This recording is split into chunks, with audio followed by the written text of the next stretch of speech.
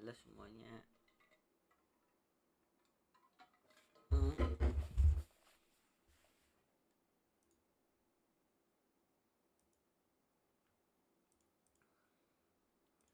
Sulika kita saing bicara, tak lagi lama.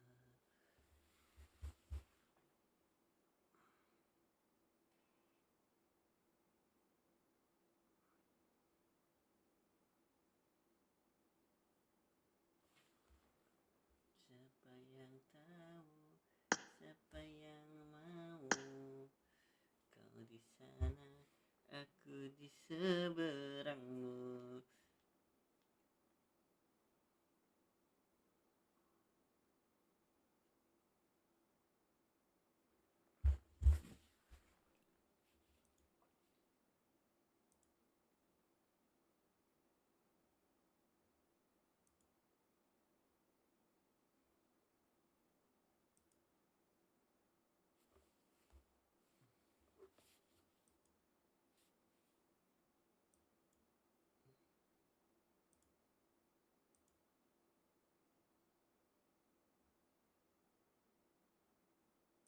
Tak lagi sama.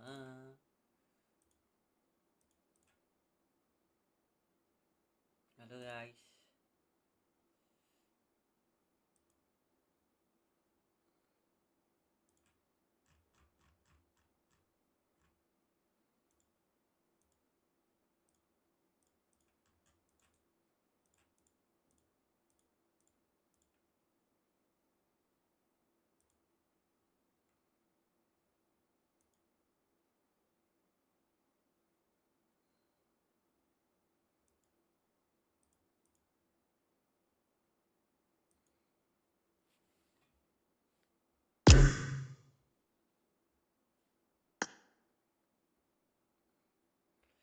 Sasageo, sasageo, intor sasageo. Aduh.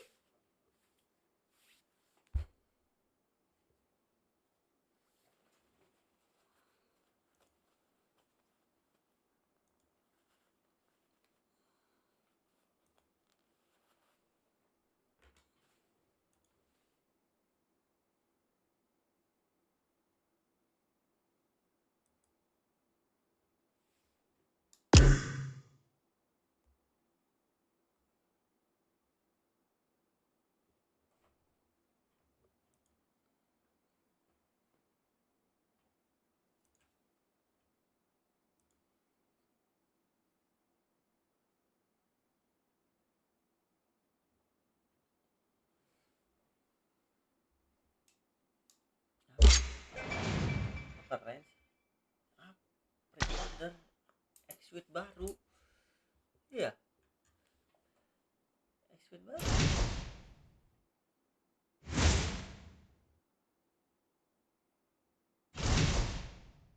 Kita cek gak sih guys?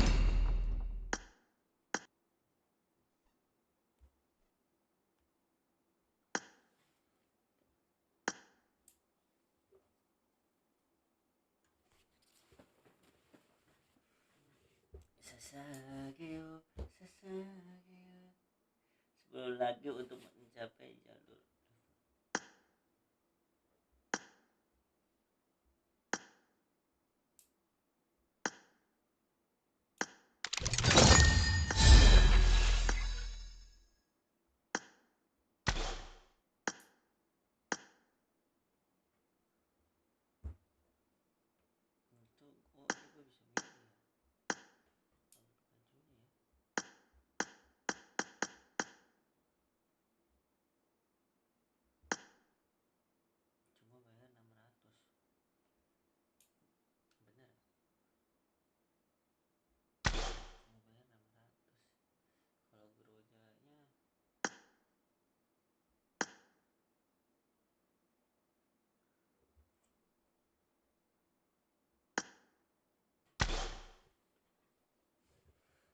guys, welcome guys yang baru join guys.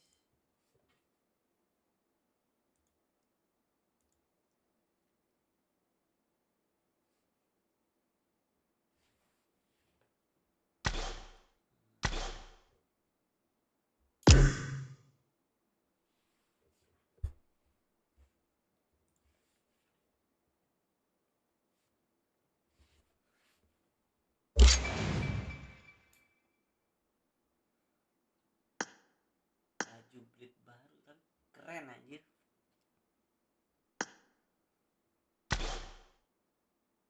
Baju blade terbaru keren ya.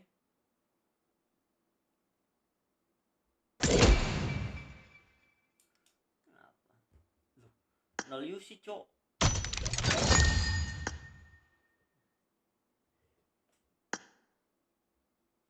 Tapi bajunya keren ya.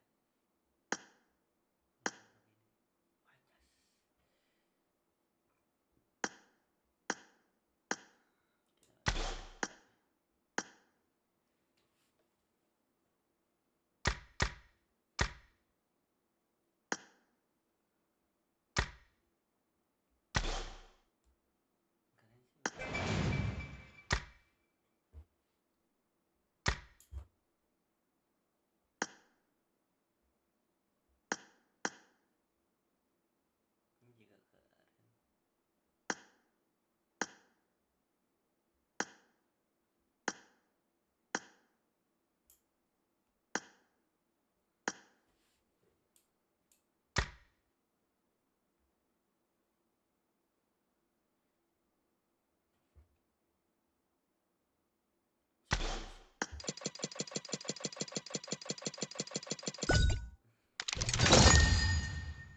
Kita tes-tesnya 10 UC lah.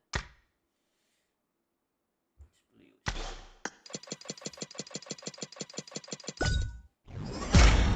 Boleh. Nggak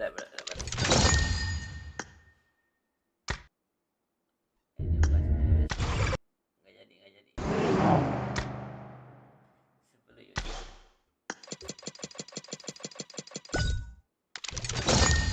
Siap boy. Ini sih. Bukan yang ini. Gue pengen yang ini. Ini 10 UC.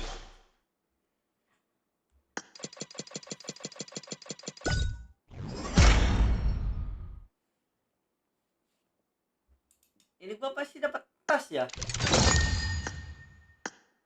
Anjas.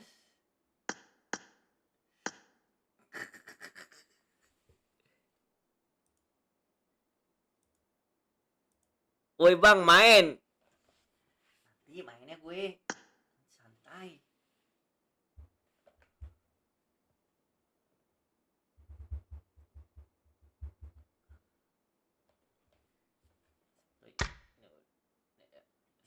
Lagi.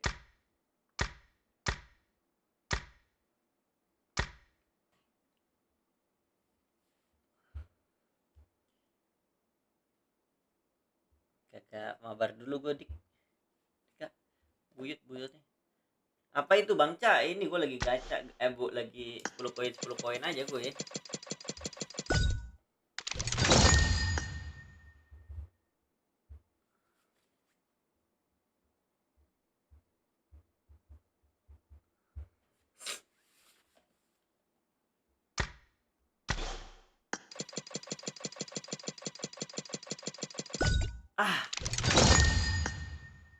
Nggak ada yang keren cok. Udah sampai rank apa? Anjir. Gua, lu mau lihat rank gua? Ntar ya. Baru kron apa gua?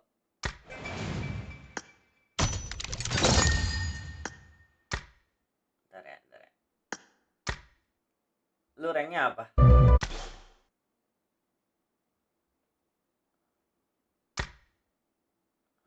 Lihat rank gua.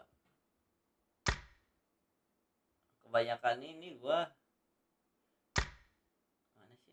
Ngeliat. Oh ini nih. Kron 3, kron 2 anjir.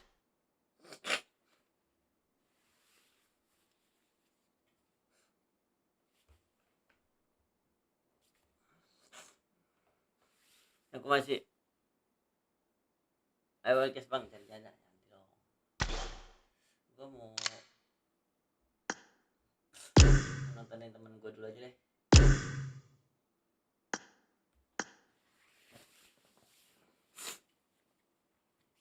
Aduh.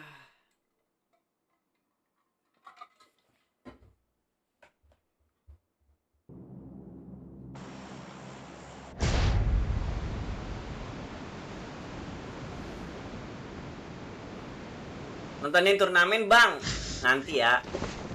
Ntar ya. Kita tonton.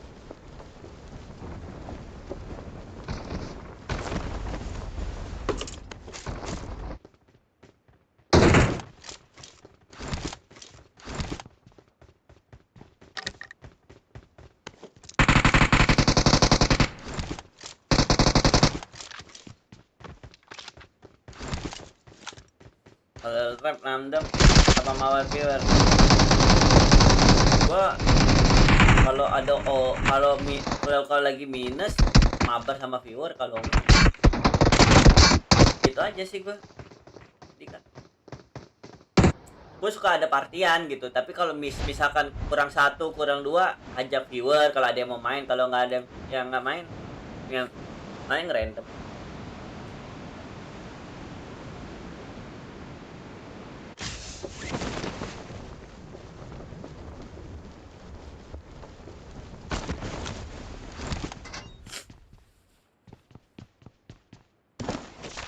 Malam push UR. Push nggak ngepush sih, cuma nemenin teman gue lagi joki. Ada teman gue lagi joki, makanya gue ini.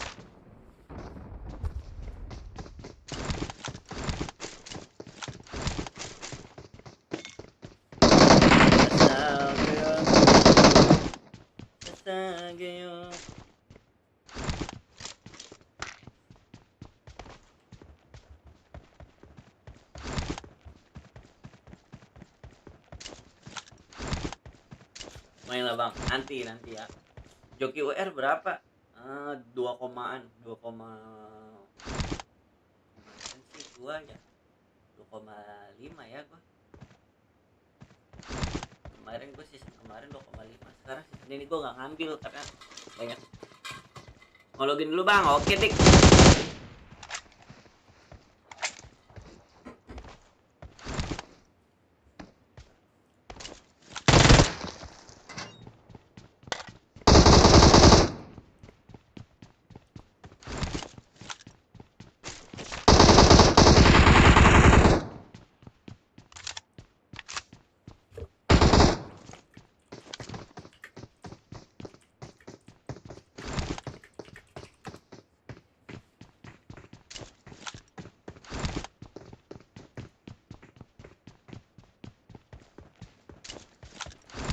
Share grup keluarga ya. Grup keluarga ya anjay.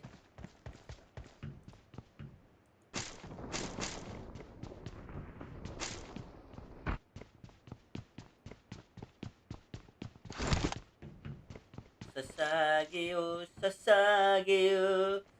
Intul.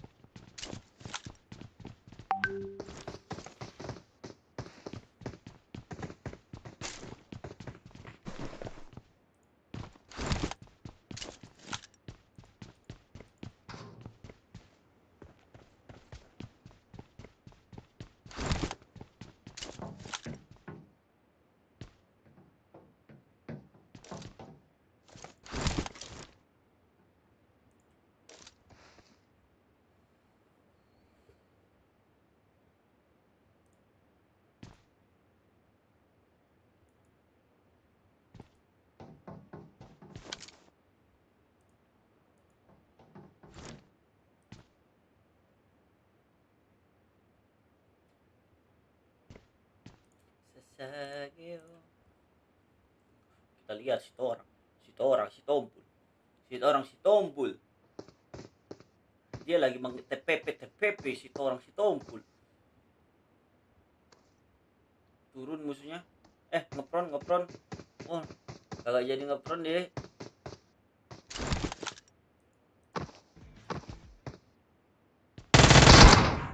Ayo si orang.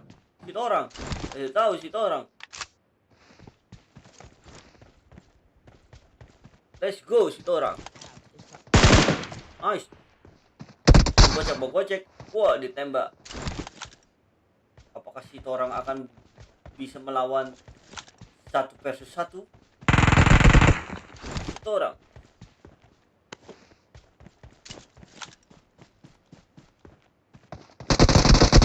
Wah, ternyata ada 2 orang. Si orang sedang kepanikan, kebingungan. Dia mau ngincar yang mana? Knock 1. Orang si orang ngepron dikit. Iya, nge-healing kah si orang? Oh, si orang begini. Apakah bisa rata musuhnya? Oh, tidak. Si orang terkena guysnya. Di taunting, dipukul. Aduh, cok, tinggal 1 lagi, cok, kata si orang.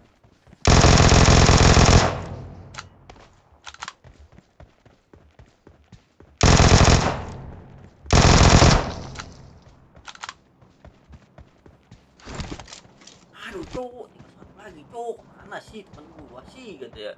Udah rimpoin lo, katanya.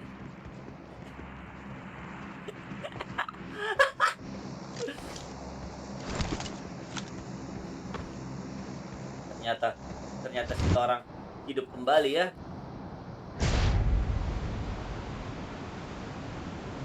Orang sudah hidup kembali.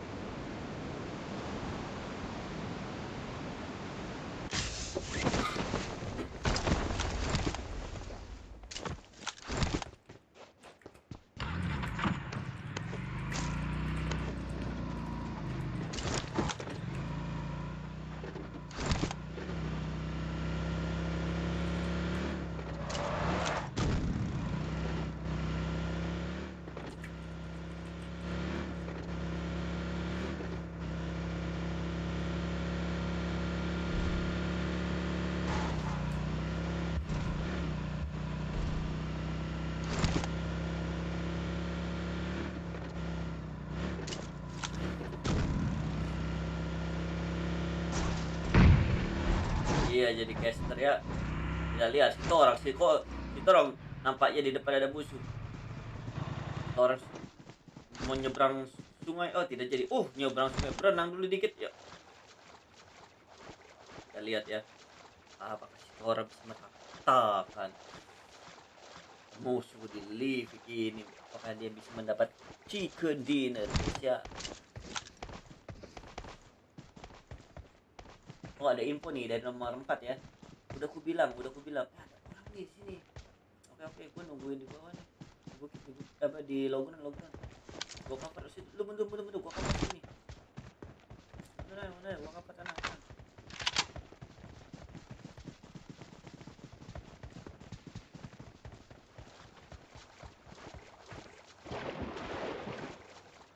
Orang berenang ya.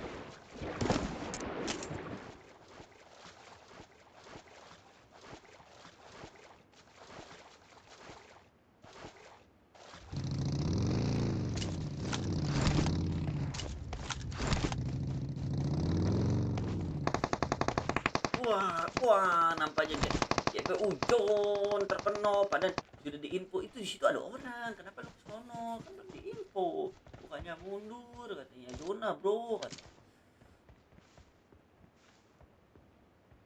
Orang melihat ada 1 orang yang jalan sebelah kanan.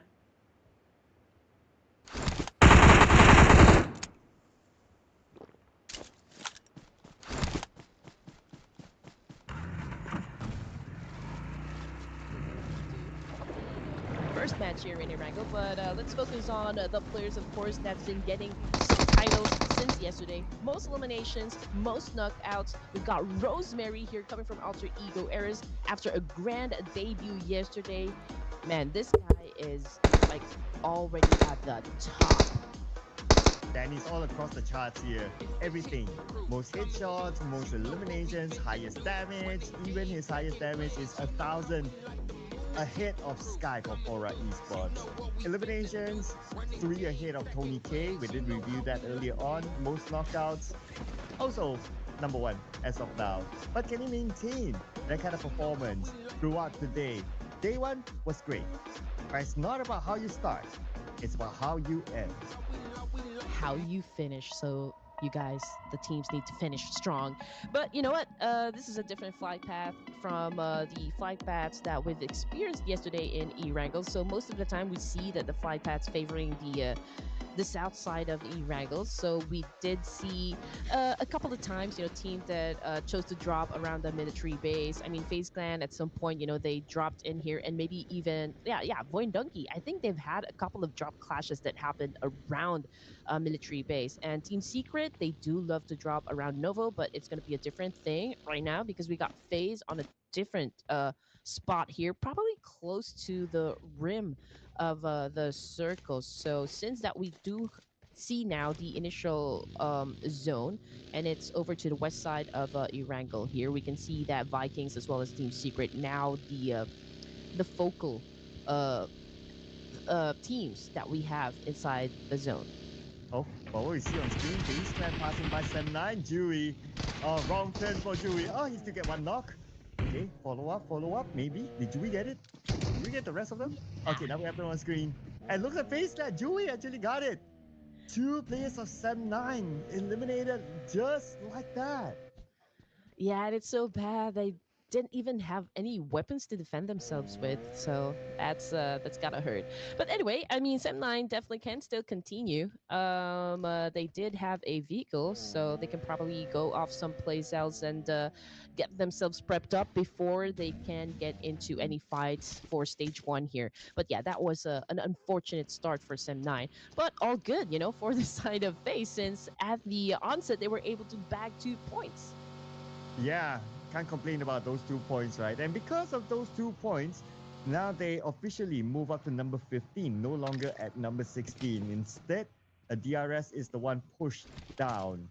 So, yeah, that is as of now. And of course, FaZe Clan, a Phase 2 team, we did discuss about this. If there are more Phase 2 teams who are able to perform, why not? We got a heavy spray coming from Champions Esports right now. Ooh, okay. It's a great one. We did have the element of surprise, but unfortunately for Champions Esports, they do have great reflex as well. So that was a point for Abalja, but here comes Crypto now with an attack.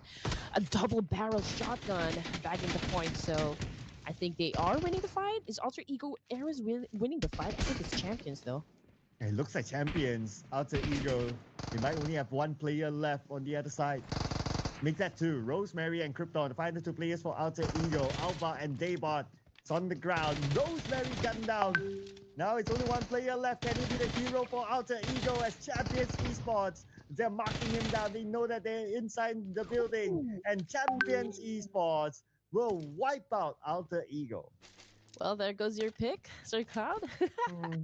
Okay, I'm not saying I'm happy. It's just that Sir Cloud already bagged 4 points for himself, so I think it's time for me to bag my first point today. But anyway, getting back into the action here, ladies and gents, we can see Horror Esports staying in Yasnaya. You just know that Talent Esports also within proximity here, but we are not seeing any push happen just yet. And the Sky just, of course, monitoring the situation. I mean, from where he is staying, actually, that's a great vantage point. He can definitely see his enemies pushing through if ever they already decide to move forward. Yeah, so with that kind of line of sight, then at least you'll be able to keep check onto the nearest opponents. I'm looking at the movement of FaZe Clan. Seems to be rather interesting. The fact that they went back into mid to the base, but that's fine. That was probably their plan all along. So they had to make a big turn into mid to the base.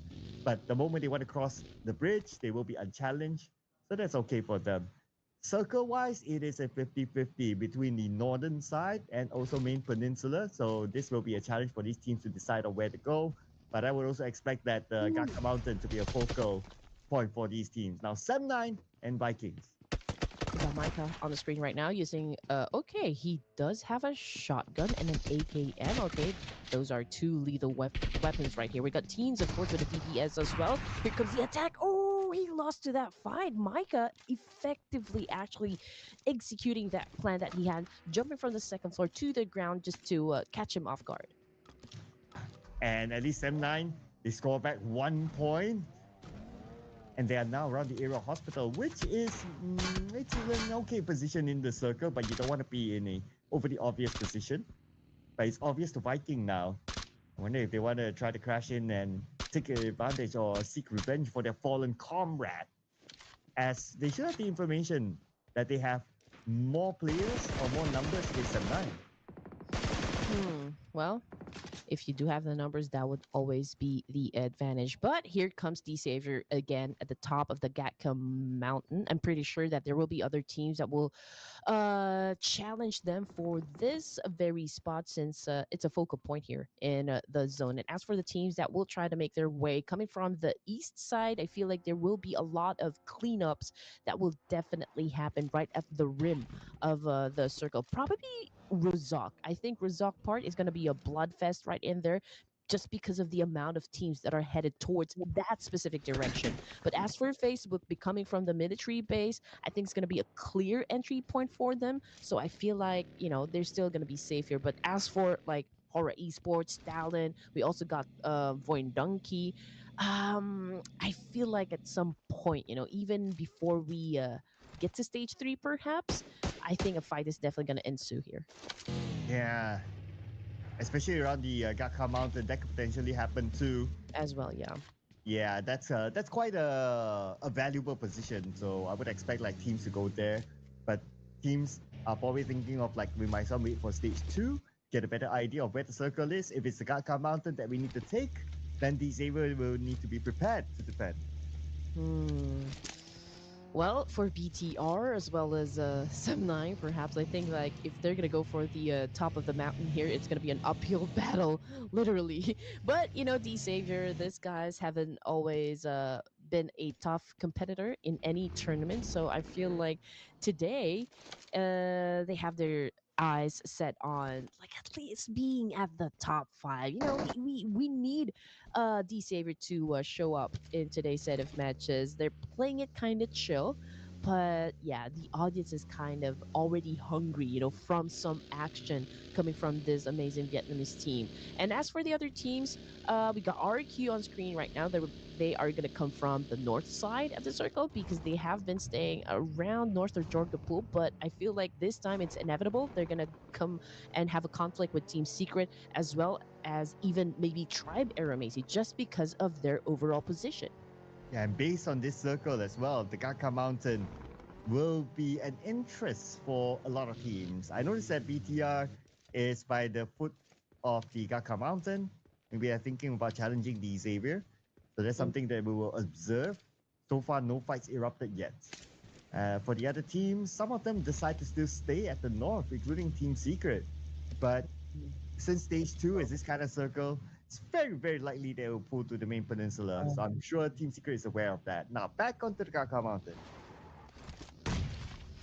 Here we go. I mean, Voindonki, they had a pretty strong performance since yesterday, and they did finish off the playoffs at the top spot. So perhaps they would want to replicate that same thing, for the grand finals. And right now they're making a move up against D Savior here, and just like as what we've predicted, there will be teams that would try to snatch this spot from D Savior just because of the fact that it does provide great vantage point, and whoever is at the top, of course, it will be easier for them to assume a lot of points. And just like what is happening right now with Vexy, I mean, he just got knocked down on the ground, and that is, of course, coming from not the Savior, but Sleepy of Horror Esports. Well, GenForce gets a member of Vikings at least.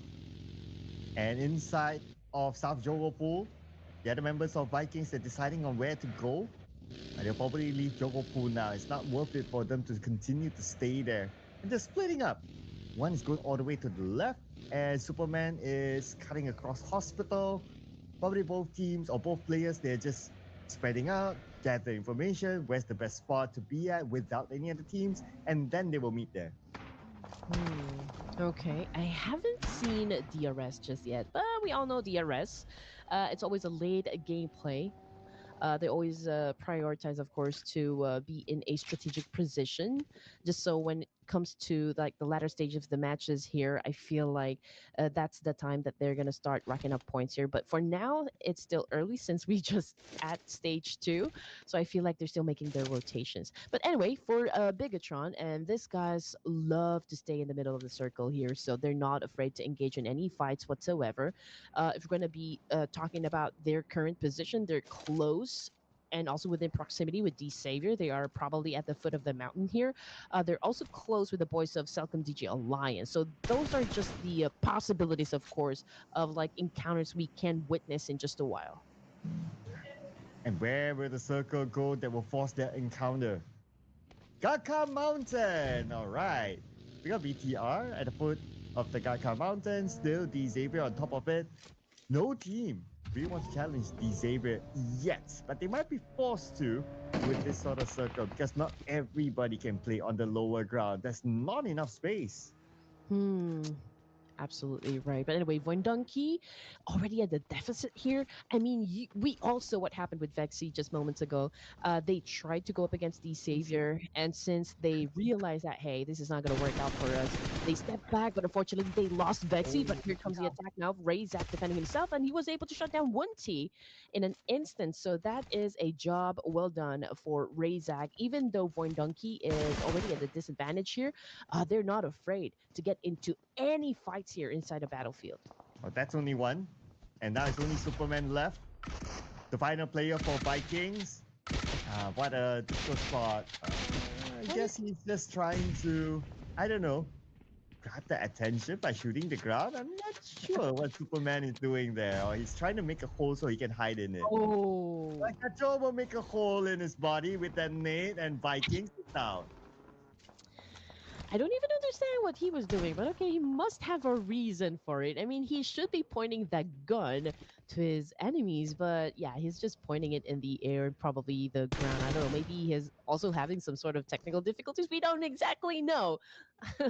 But anyway, we already have again another team that just got eliminated. That would be Sem 9 bagging only one elimination point here. So that's not exactly how you want to start games here. But coming off the kill feed, it's Talon Esports as well, losing some players. And then we got on the screen here Example doing a massive spray up against an enemy here who's just trying to pass by. But unfortunately, man, he was able to tag him, and they escaped with their lives. I think those are the boys coming from Selcom DG Alliance, if I'm not mistaken. Oh yes, now on the elimination feed, yeah, that was them. One down, waiting for the other members to show up. Olio eliminated by Levi's. Okay, it's getting busy across the map. Salcom DG Alliance out at number Ooh. 13, no points collected. As for Team Seeker, here comes Trangzin. He wants to collect his elimination point. Underneath the bridge, my friend, underneath the bridge. Hmm. Okay, so Triberu Macy right now going up against RQ. We got Ayok already on the ground here, but that is, of course, coming from Talon Esports from the kill feed. No confirmation coming through just yet, so I feel like he is down and wounded. Lamborghini, however, just got shut down by No Fear of Horror Esports. So, yeah, I mean, the fact that they were able to shut down at least one player from D Savior, that could pave the way for them to get to the top here and finish off the job here. But Sleepy needs to find another angle that could best work for the team here. Again, they do need to shut down one more before they could even charge. Oh, but look at the circle. It moved away from the Gaka Mountain. Now the Gaka Mountain is no longer valuable. These area, they lost a couple of players to the hands of Horror Esports. Horror Esports might as well finish up the job at this point. But Parajin won't make it easy for them. Sleepy will be gunned down. Now Parajin is the only player left as his teammate will be finished off as well. Now they're looking for Parajin. They know that he's behind their vehicle. Sky lobbing this nade. Should land onto Parajin, but Parajin moved away. Oh, this is going to be crucial for the side of Horror Esports just because of the fact that, okay, 3 players already knocked down on the ground here. Parajin already made a move, trying to get closer, okay? Supreme already got knocked down as well, but this is a 1v1 situation, trying to dance it off. Who's going to get served? Ooh, it was Parajin, ladies and gents. Sky, again, the knight in shining armor. Horror Esports survives, and the best part is that they get to still be complete up until the latter stages of this match.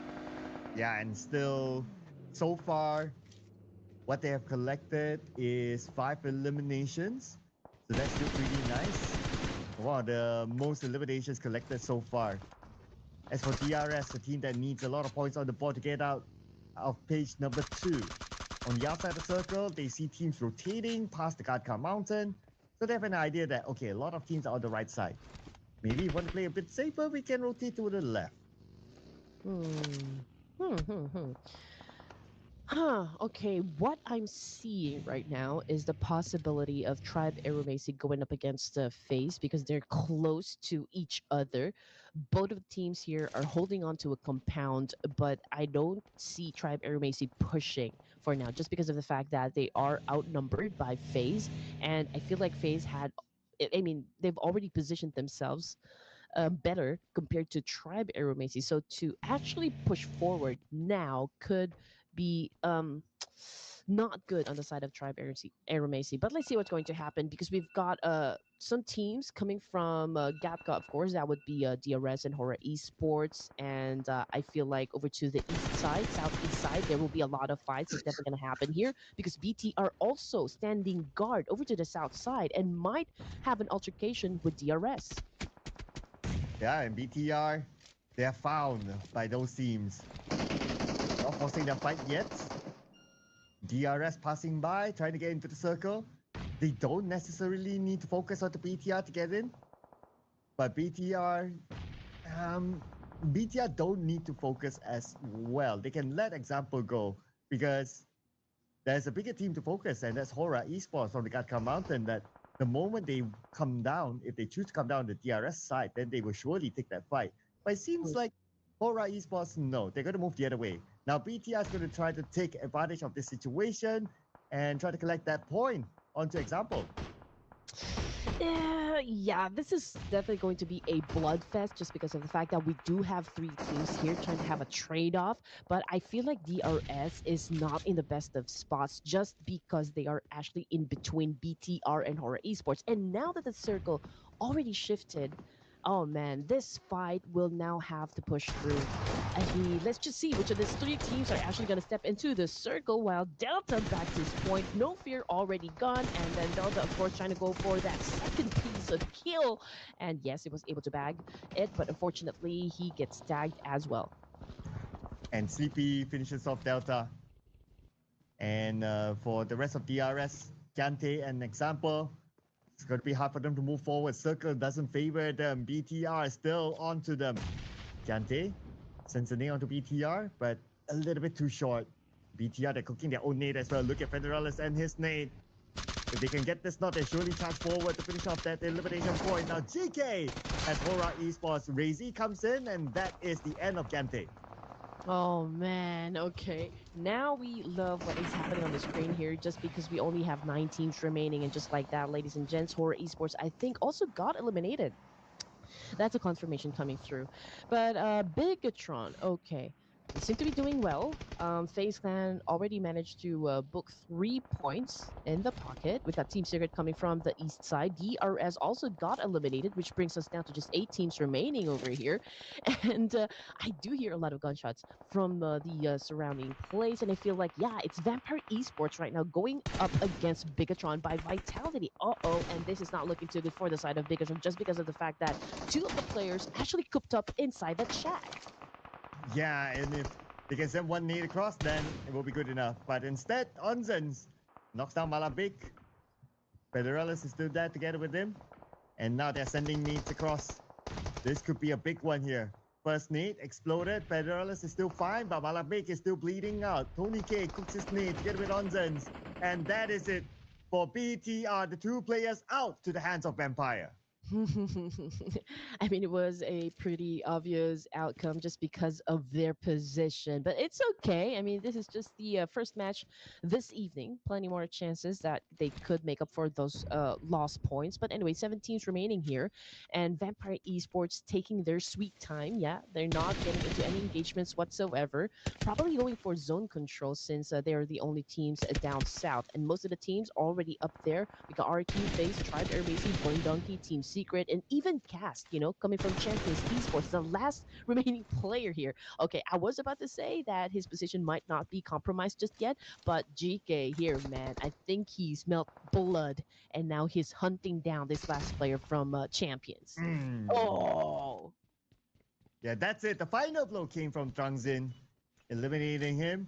And Team Secret, 10 elimination points so far with GK, netting 5 for himself.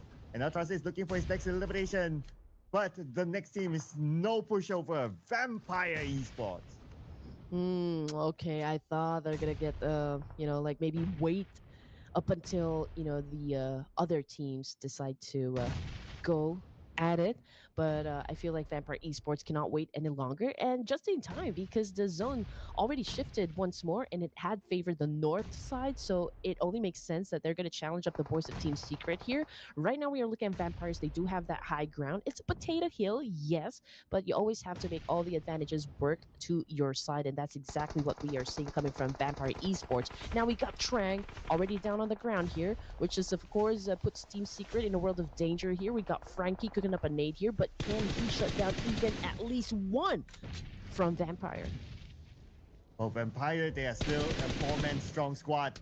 And they have the high ground advantage against Team Secret. Ooh, Tony K takes a lot of damage. Now try to heal up. But from the side, Frankie managed to get Schweppes. Schweppes, he wanted to try a cheeky one, but found out by Frankie. Now Frankie, 10% of health left. He has to heal up himself. All right, here we go. Trang, Lepar.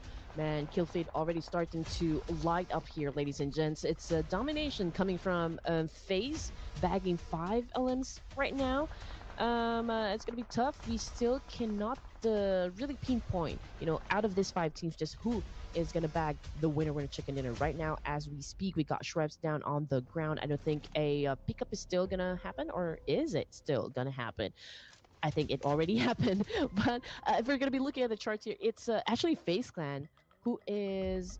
I mean, who has the biggest chance of scoring the first chickener just because of the fact that perhaps they are holding on to a compound. But I can pretty much say the same thing to Void Donkey. Well, if it's FaZe Clan, then it's great because before we started this round, they were at number 16. So that will give us another sign that the rise of the Page 2 teams is on the way. Now, speaking about FaZe Clan, Macarius will be knocked down by the Peko. RRQ tries to defend their ground, but FaZe Clan, they're charging in. Dewey, in the direction. Tony K still putting focus onto Team Secret. Frankie will be naded down by Schwartz. Only GK left within the smoke, 50% of health. Frankie 007, man, it's not working out for him, obviously. He might be an agent, but right now he is facing the ground. Vampire Esports, man, literally obliterating everyone.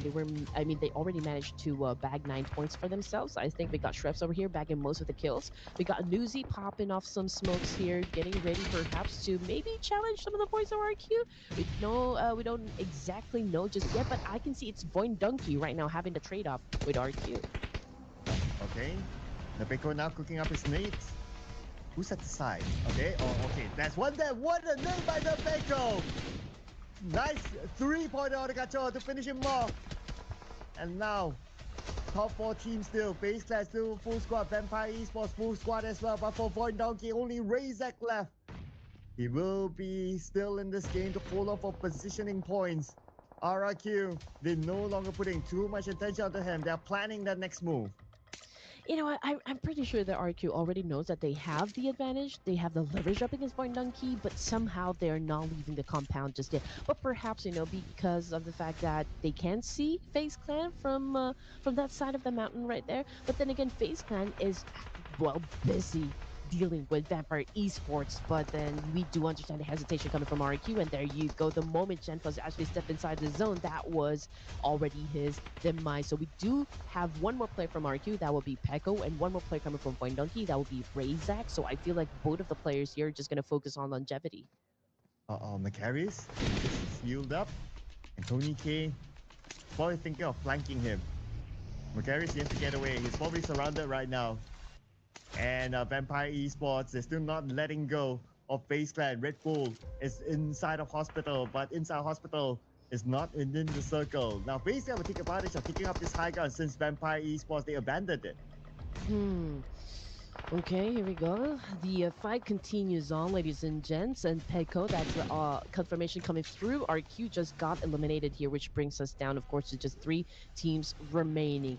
It's a 4v4 between FaZe and Vampires, of course, but Razak coming in from behind Chopper. So do you think that maybe Razak can maybe do a backstab here up against Chopper? But let's see. I mean, Chopper already facing towards his direction, so I'm pretty sure that they've already gotten a whiff of that situation. Chopper trying to get close with a buggy, trying to pick up some information as to where Razak is exactly. But now I think he was already spotted him, or he already spotted him, and now with the attack with using an S12K, he was able to bag the point. Voin Donkey got eliminated at third place. Now it's between Vampire Esports and FaZe Clan, and all Thailand finale. 4v4, 50-50, both teams in the circle. We still have stage number 8. Keep your eye off the circle in about 20 more seconds. FaZe Clan on the other end, while Vampire Esports, they have a bit of elevation to play with. And FaZe Clan, they are not near enough. They have to close the gap if they want to take a frontal approach fight against Vampire. Okay, here we go. Both of the teams are cooking up their own nades, or maybe it's just Vampire Schweppes. Okay, he kind of switched. We got Red Bull keeping a close eye onto Newsy. Okay, this is I can say a good angle for Red Bull. I mean, if you can hold on to multiple angles, then I guess you already have the advantage against your opposition. But Tony K on prone, like a snake here. Can he bite? Can he, of course, go for a sneaky attack here up against FaZe? And he go for the Viper Strike. Yeah. Still snaking. Both sides, they have an idea of where each other is at. In fact, FaZe Clan right now, at least one player is on the outside of the circle that needs to move in. And that also means that he'll further expose himself. Onzens is driving behind. Is he thinking of something creative? Maybe to flank a member of FaZe Clan? Maybe Dewey? Yeah, that could be the case. Again, it's not just about the mechanical skills here, it's also about outsmarting your opponents. And right now, it's a standoff. I mean, we still are in stage 8. Probably these teams would love to, like, maybe get into stage 9 just to really maximize the placement points. Nobody's moving forward. I mean, yeah, we can see some smokes getting popped off, but I think what we can see from the teams here is that they're kind of reserved. Yeah, exactly. But both teams, they're actually on page number 2. Of course, FaZe Clan is even further down the pecking order. So if any team will face or feel the pressure, it's definitely going to be FaZe Clan because they don't want to be that at the end. Now, you are at the very end. We are at the very end of our circle. This is stage 9 closing officially. First team will be FaZe Clan, so pressure is onto them to move forward. Yep, and also the Blue Reapers kind of like already being impatient now, like, okay, I'm gonna move and devour you both if you guys are not gonna fight.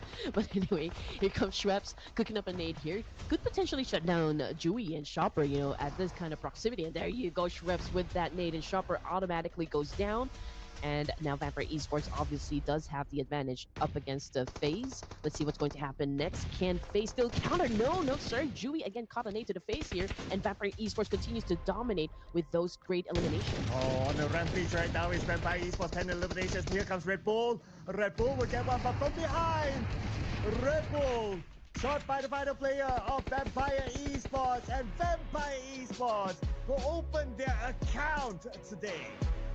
Well, it's about time. I have been waiting for Vampire Esports to step up into this competition, and it's a nice thing that come day number 2 of the grand finals, we are now seeing an explosive performance coming from Tony K and the crew. This is the first chicken dinner for them, right? Yeah, in the grand finals. Yes. These first for Vampire Esports. What a game this is. At absolute control, of Yeah. teams and also the circle, I would say that this is a very tactical approach deployed by Vampire Esports to lock in the chicken dinner. It was, it was. I mean, we've seen them really stay around south part area of Erangel. They were not actually joining into any engagement. They waited patiently. They know when to peek, and actually they know when to strike, which is of course great skills to master when you guys are going for pro here. I mean, Vampire Esports absolutely picking the right battles, you know, from inside the games, which is absolutely working out for them. And now they've secured their first chicken dinner. I do wonder if they're going to sustain this kind of pace up until maybe the sixth match this evening, because we want more. We want more action just like this one coming from Vampire Esports. Yeah, we definitely would like to see more of that, right? This team has a lot of firepower. Just look at this. Every single one of them can shoot. And that's how they contributed towards elimination points at the end of the day, and obviously Yes. even damage. So if is any one of them a support player? I can't really tell because everyone is a fragger skill set. At this point, Sir Cloud, because I mean, meta actually always evolving, and we've got a lot of young bloods, you know, popping here and there. I feel like at this point, you need to be able to manage your own self, you know, carry your own weight, so to speak, and be flexible with a lot of roles from like being part of the team here to be able to really make it at the top, you know, in the competitive scene. And speaking of making it to the top, we also have flashing on the screen here teams that perform for match number 7. So aside from that, Vampire Esports, we also got FaZe, we also got Team Secret, and of course, Void Donkey coming from Indonesia. Yeah, so our top four teams here, if we were to zoom in on some of the stats, these kind of travel team or about 13,000 meters travel as compared to the rest of them. But Boindoki made it here into top four teams to watch with the least full squad time of 15 minutes 25 seconds. So still have to give them the credit for that. And they did do very well here, especially defending their warehouse earlier. Yeah. Now comparing the head-to-head between the two Thai Wow. teams, Vampire Esports and FaZe Clan, and even though their eliminations are a bit different, but their damage output is almost same. Yeah, that's what I was gonna say. I mean, if we're gonna compare the elimination points of FaZe to Vampire Esports, obviously it's a double digit coming from Vampire, but the damage output is just pretty much the same thing. So only goes to show that, you know, Vampire Esports has been more effective, slightly more effective compared to FaZe in terms of like translating those damage output into an elimination point. Yeah, at the end of the day, it's all about the points, right? So obviously Vampire Esports had more value here. But the player with the most value is Shopper from FaZe Clan. 6 eliminations. Wow, that is majority of the eliminations collected by FaZe Clan, dishing out a 910 damage output at the same time. Shopper went shopping for points. That's how we should put it, Sir Cloud. But yeah, 910 damage output with only 10 utilities used in the match. I can say that's still pretty cool to witness inside the battlefield. But of course, we also have some other top performers as well for this round. We got Shreps coming from Vampire Esports, we got GK from Team Secret, and of course, Onzen. So we do have a couple of players coming from Vampire here, repping up the flag. Yeah, and I expected to see a GK here as well. I mean, him as an individual, he did perform well for Team Secret, and they scored like what, 10 or more eliminations in total, and at least half of them came from GK. Yeah, team contribution 50%. So doing the math, that's 10 eliminations total. Now, overall numbers: Vampire Esports 23 points, FaZe Clan 14 points. Hopefully this will continue for FaZe Clan. They don't want to be on page 2. And then you have Team Secret with 13 points. But on the other end, Talon Esports, who did very well yesterday, no points. Same goes for I South know. PG Alliance. Yeah.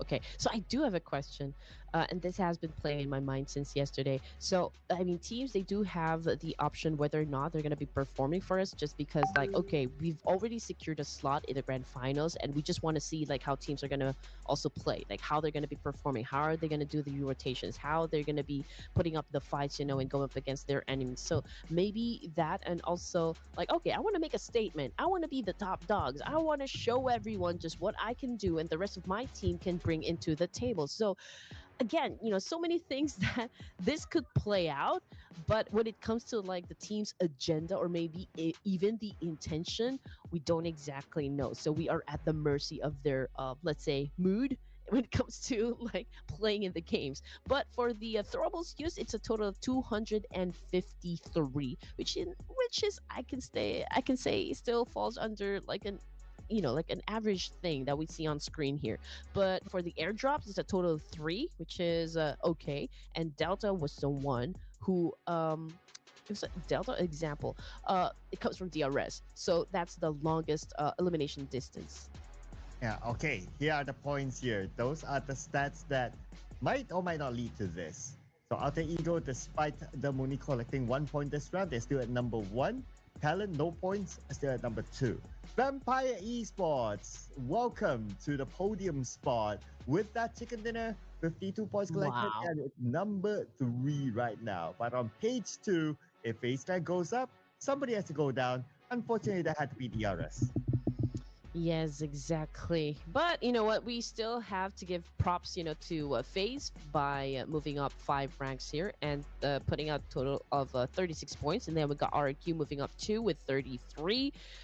And this is something so unusual for us to see DRS at the bottom of the overall rankings here. Same thing goes with Tribe Aeromacy. But then again, if Horror Esports was able to pull off a massive performance that actually helped them skyrocket themselves onto the top spot, or like the upper half section of the leaderboard, then I can say the same for Tribe Aeromacy and even DRS, just because of like how consistent they are in terms of their performance. Yeah, I mean, DRS with Killer YT performing well during the playoffs. Now, not so. So we do miss his performance and also the overall team's performance, but maybe they'll come back in game number 2. But before we go there, we'll be taking a short break, ladies and gentlemen. See you guys after this one.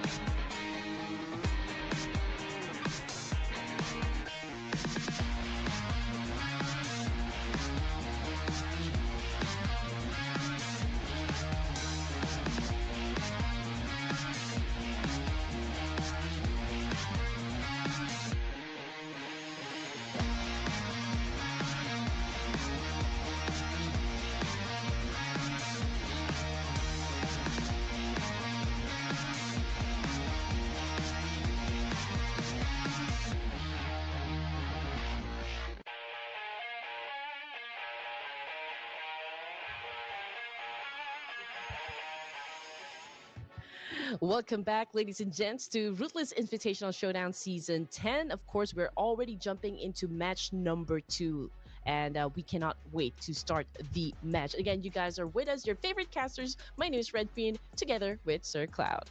Well, you guys can't hear it, but I've always wanted to say this. Our producer, Alok's voice is actually very sexy. Every time he counts down, it goes like, oh, 5, 4.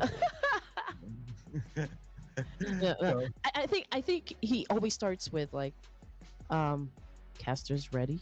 yeah, that one. Yeah, and that sounded sexy. I was like, ooh, wow. Cast is, Ooh. like, I can't do it, right? Like, when it sounds something, oh, cast is ready. Casters ready. Cast is ready. Yeah, obviously, we can't sound like him, right? Yeah, just like how we can't play like these players because these are our top Miramar performers. Hora Esports, D Xavier, Southcom DG Alliance, and the Vikings. But it looks like D Xavier, they're dominating a lot of these stats. Yeah, I'm already checking the numbers that I see on the screen here, just so I could have some, considerations, like which team am I gonna pick next? Well, well, there you go. There you No go. patient there, huh? No second thoughts. You just went for Horror Esports. Okay. Yeah, I mean, stats-wise, they are at number 1. So I'll It's take the true. number 2, D Xavier. Let's lock. Okay, then I'll go with Vikings. Vikings. Yeah, I How- mean, How does they're the the second Vikings team. do their war cry? The War Cry. Oh War man, do cry of they? the Viking. How I does it think sound? no, it's not like they have a war cry, but I feel like they have an instrument that they use to signal the warriors that okay, it's now time to fight. Oh, how would it sound like? Something like that. Is it? But what I like about the Viking is that they are always prepared for death. Like it's just another place to go to. Like I was okay, prepared for death I'm gonna before go we to do that. like if I get killed in the battlefield, it's such an honor because I did something for my people, and I'm gonna drink beer and I'm gonna have a merry time with the gods in Valhalla. That's how they always say it, right? Wow. How does that horn sound like again? Dude, I can't seriously replicate the sound, right? But Okay, something like that. Something like that. if I'm the enemy, I'll be scared of that sound. Not because of people coming to fight me, but because of how it sounds. And they're so savage and they're so brutal. Like, I forgot. Like, there is okay, so they do something with their enemies, right? Like, if they caught you, they're gonna give you the ultimate punishment, wherein like they open you and then Huh? turn you inside out. It's like What? a yeah, something like that. I mean, you guys should watch The Viking. I don't mean to promote a show, but yeah, you should check out Ragnar Lothbrok. Wow. Okay. I'm imagining things now of being turned inside out. You know, it's not something I want to go through. But what I want to go through is our match number 2, Miramar. Yeah, let's go to Miramar. Okay, let's not talk about how brutal the Vikings can be, but if they can actually be brutal inside the battlefield by collecting a lot of points, then that's the action we want here. But anyway, match 8 here, ladies and gents. Together we will witness, of course, just who will take the second chicken dinner of the night. And could it be our picks? Or could it be your pick? Or could it be none of them? So many amazing teams here, and we're starting to see surprises from page number 2, so it could be anybody. And welcome GK to the most eliminations. He actually shared the same amount of eliminations, 15 with Rosemary. If I'm not mistaken, it was Vikings as well that almost caught up to the number of elimination points yesterday with Alter Ego Eras. I mean, if I'm not mistaken, they were able to score like 18. Was it Vikings? Yeah, there was a 18. Yeah. Right? Okay. Because I remember talking about like not having enough bodies to actually get to the 19 elimination points. But you know what? RQ had an early fight up against Champions Esports right now, and we already have one player from RQ facing the floor. Let's see if they can do a massive counter here. But it looks to me like Champions Esports might be the one on the losing end here. Champions Esports, one player eliminated, one player currently down, but it fights back against RRQ from the lower ground, Pagii. From the top, it's going to be Atomic. He has to be explosive now. He will finish off one, finish off two, one more behind the door. All right, here we go. This is a pretty savage back and forth trade between champions. But yeah, I mean, we already have a confirmed casualty onto the side of Champions Esports. So obviously, we are looking at two active members. But it's a good thing, you know. It's not making them give up at this point. We can see that Atomic continues to do a massive spray with an AKM. Again, this is a solid gun to have in terms of like defending yourself. But here comes Abalja right now, trying to respond, but cannot seem to find his target just yet. Circle is way, way from where most of these teams choose to start from. Expect a lot more travel later on. Atomic gun down. There's only Urkas left. And Urkas is pretty low on health. He does not have the first ace to kill up. Closes the door, goes to the back, and now comes back in just to try to deceive his opponent. Hmm. Oh, okay. Oh. What happened? Oh, okay. No, just a boo boo. But anyway, the fight continues on. We are seeing Cast over here, pretty low in HP, and I feel like he's deciding. Okay, he's weighing his options here. Is he gonna go for the pickup? Is he gonna revive himself, or is he gonna take care of business and officially shut down RQ from this round? And it's a good thing though, because Cast decided, okay, I'm gonna heal myself up, and here comes the attack now. Ooh, I cannot believe he lost that. Ah, Oh, man. I Close cannot tight believe he lost corner. that. Close tight corner, though. Close tight corner. Oh, well, it's one of those moments of whether who pulls the trigger first, I guess. So it's really down to like response time, mechanics, things like that. You Down to the have the wire. view. I mean, you have the view, you have the visual. You already can see your opponent rushing towards you. You can even hear the footsteps. So, I mean, for me, that was a missed opportunity right there. Hmm. Oh, well, it's not the end of the world for them. I Yeah, mean, don't worry, don't worry. Yeah, but there's still a lot of games to go. So it's not the end of the world. I mean, we're seeing teams from page number two being an inspiration to each other. So maybe next round, we're going to repeat Mirama anyway. exactly. And I think, again, you know, this will help, of course, the team have some sort of stability in terms of their rotation since we do have a back-to-back Erangel and back-to-back Miramar. Unlike the one, or like, unlike the map sequence that we've had during the playoffs, wherein we've seen, you know, Erangel and Miramar, it's just an alteration between those two iconic maps. So there's always a need for them to adapt to changes. But this time, you know, I guess we can see a more stable gameplay from the teams. Yeah, plus you don't need to worry about breaks in between, right? Like if you Mm. have a good run and you want to bring the momentum over, yeah, then it's the next round for sure. Instead of like, we score like two chicken dinners and now we have to break. Oh man, can we actually pick ourselves up again when we come back from the break? Don't worry about that. And actually, teams prefer that. Teams prefer to just keep on playing. Even if they don't have a good round, they prefer to keep on playing so that they can prove themselves when they come back immediately instead of sulking at the corner of the room, thinking about their future, thinking about like, oh, because of that one bad round, now I'm going to go back to the province and What? and pluck apples or something like that. Things like that. That's the thing, right? If you ever have any aspirations of like really being a professional player in the competitive scene here in PUBG, you do not have time to sulk. Like, okay, you always need to shake things off. You cannot get inside the game, still not over with like a loose, or like yeah, a loose streak from the previous matches, and you have to enter the game with a clear head.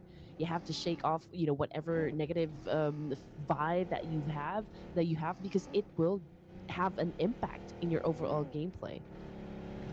Ah, but Ken is still playing though. I wonder will he bring an overall impact to the gameplay? Now, disclaimer: we don't know if this is Coach Ken or someone else. But RRQ, we do know, have been eliminated by welcome back Rosemary, opening up his account today by this one elimination, and he will get free loot in the middle of the road. Everyone's just really focused on getting loots for now. But like if we're gonna check out the teams that have been traveling from the west side, oh man, there's Sem9, Horror Esports, BTR, Tribe RMAC. So there's a lot of teams flocking in just one spot here. We also got a couple of players or a couple of teams rather from the north or from the south of El Azahar. We've got Void Donkey, D Savior. I feel like considering just how close they are together, at some point they're gonna decide and they're gonna, have a collision here. Yeah, so that's the collision that might happen. Just like what's happening right now with Vampire Esports and Team Secret passing by each other. The Vampire choose not to pursue. Okay, playing objectively, trying to take the best position possible in the circle while it's still stage 1, while there's still a lot of space, which is okay for Vampire Esports. You don't always need to be elimination hungry. Yeah. Mm-hmm. And I think that's sometimes a problem for horror esports. I mean, sometimes they're way overly aggressive that it sometimes feels like it's a, a bit reckless.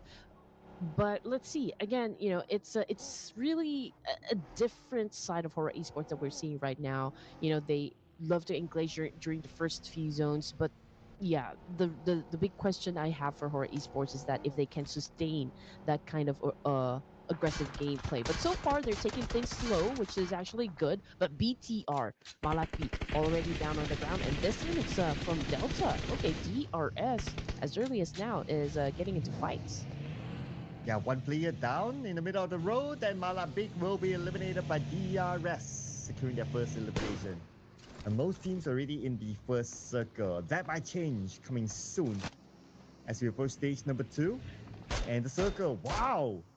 Wow, this is actually a very rare circle. And I believe that part of the right side of the circle is unplayable. It's similar to how we would normally see like on the left side of the map. So there's lesser land for the teams to play with. I've never seen this kind of circle before. You are right. And if that part is like an uncharted territory, I feel like we're gonna have less space for the teams here. And before we get into stage 3, perhaps we will be losing maybe 3 to 4 teams, considering just the amount of of our teams now headed towards the circle of the map here, or circle of the zone rather. I feel like they're gonna end up fighting, before they can even get into a very good position here. Oh, Second DG Alliance in the fight. In the previous round, they didn't score any points at all. So this has to be a round that they recover. But they just lost one player. Now on screen, we see Leons from Second DG Alliance surrounded by Team Secret and Vikings. But Vikings, Team Secret, they want to settle with each other first since it's a full squad coming onto each other. You can see Team Secret taking the compound, and they're also opening up the space, trying to flank the Vikings. Okay, Red Bull is relentless with that tap and fire with the Scar Light. Okay, but his bullet's not connecting whatsoever. Void Donkey managed to get to the high ground. We got Teens with a jump shot, putting down one player from Salcon DG Alliance. And we've got Wunti also facing down the floor, Leons. And there's a lot of fights happening simultaneously. So we're just waiting for the confirmation to come through whether or not they have already been eliminated. But as for GK, he just got knocked down on the ground, and a pickup might be a little hard to pull off. Yeah, I mean, he's currently kind of held hostage as well. But Vikings, I'm sure they want to collect that elimination point. Yep, they send one player at least. Oh, here comes the blue at the same time. And Team Secret Vikings, they're not finished yet. Look at Trunk's movement. He's going very, very far. He's circling around. Trying to take the advantage against Break. Sees Break, tries to take him down. Only managed damage down to 40%. Ooh, Oh, okay. Unfortunately, Trang, he did see an angle that could work for him, but yeah, he kind of exposed himself as well. But Vikings doing an amazing job so far, bagging those 3 elimination points, and Superman again, uh, pocketing 1 point for himself. So Vikings, I don't want to jinx anything because we're just at stage 2 here, but yeah, they are winning the fight up against Team Secret. Yeah, and the fight needs to end quickly. We gotta think about it. Look at how far they are from the circle. With the blue still putting pressure onto them, and we're heading on stage 3. Blue. Now in the circle, we have Hora Esports. Alter Ego's there as well. Superman eliminated by Frankie. How many more from the Vikings? There are 3 active players more. They're still not letting go of each other. Well, if there's an opportunity for you to seize points, then I feel like those teams are going to prioritize that instead of like getting into the zone. But anyway, we're looking at Typhoon. Okay, he does have probably some bandages, but I think I only saw one first aid kit. But ooh, Frankie, good shot again coming from Munti. This is one of the things that I don't understand. Maybe we can talk about this later on after the fight. But Wunti, as you know, came from D Savior, and we were talking about before just like how uh he complemented the whole team. His play style, everything, it just kind of blended. It made sense. But now he's playing for a different team here, which is of course a Viking. So I do wonder what went wrong. Like, why did he transfer to another team here? But of course, we're going to answer that later on because Team Secret still is fighting up against teams of Vikings Esports. But I feel like Team Secret might be the one to exit the game at stage 3. Might be even both. Now it's time to look at their healing utilities. In GK with 2 first aids. Typhoon will be gunned down by Wunti. Wunti has 2 first aids as well. Viking dominating 5 elimination points now, but they're still not done yet with Team Secret. As GK is on the other end, the final player for Team Secret. The best player of Team Secret in the previous round. At least pick up Wunti, perhaps. Okay, Yeah. going in with the shotgun. He's thinking of that. He's picking that Ooh. seconds. He was ready for that. He knew that GK wanted to go for it. So yeah, he could have. Okay, I don't know, but yeah, maybe he was a little slow on the trigger there. Even if he was able to eliminate the opponent, but losing one T in the process is, of course, gonna take a toll just because of the fact that we're just at stage 3 and there's still a lot of teams here with a complete squad. So yeah, it could be hard for them to survive. And they're also tanking the blue. And if we're going to look at the situation, I'm not exactly sure just how far they are from the circle, but it's going to be a long travel here, ladies and gents. But as for Hora Esports, we're now looking at 2 points in the bag here. They're pretty close with BTR and Tribe Aero Macy, and even some of the boys of Alter Ego Eras. And they are staying on the north side of the zone. And Sky is just making sure that no other teams would come in later. Playing by the edge of the circle at the northern side. So I guess right now they should be quite clear so they can focus onto the inside. He sees one player of BTR. And on the elimination feed, okay, it continues to show itself, but it kindly stopped. Probably a long range knock. Circle continues to go up north. In the middle of the circle right now, Alter Ego have the best position, especially with the elevation where you can see Daybot and Rosemary is at. Hmm. Okay, I do wonder because we have it's not okay, we are just at stage 4, and even if I want to say the circle is already small, but just because we don't really have that much space, then I can say the circle is getting a little crowded. So that's just how I'm gonna put it. I mean, just the number of teams that we still have in the outskirts. I feel like the likes of Vampire Esports and even DRS, I feel like the fight is gonna happen in just a while. Sem9 BTR, they're gonna find each other, and they're gonna have a conflict here. FaZe, they are standing guard over to the west side of the zone here. They could potentially score or maybe bag a lot of points just because of the teams that might be headed towards that same direction. But then again, having said all that, over to the west side, I feel like it's gonna be bloody. Oh, maybe it's starting to get bloody right now with Rosemary spills blood onto the battleground. Eliminated by Sleepy. They found him on that high ground. Very sneaky one by Sleepy.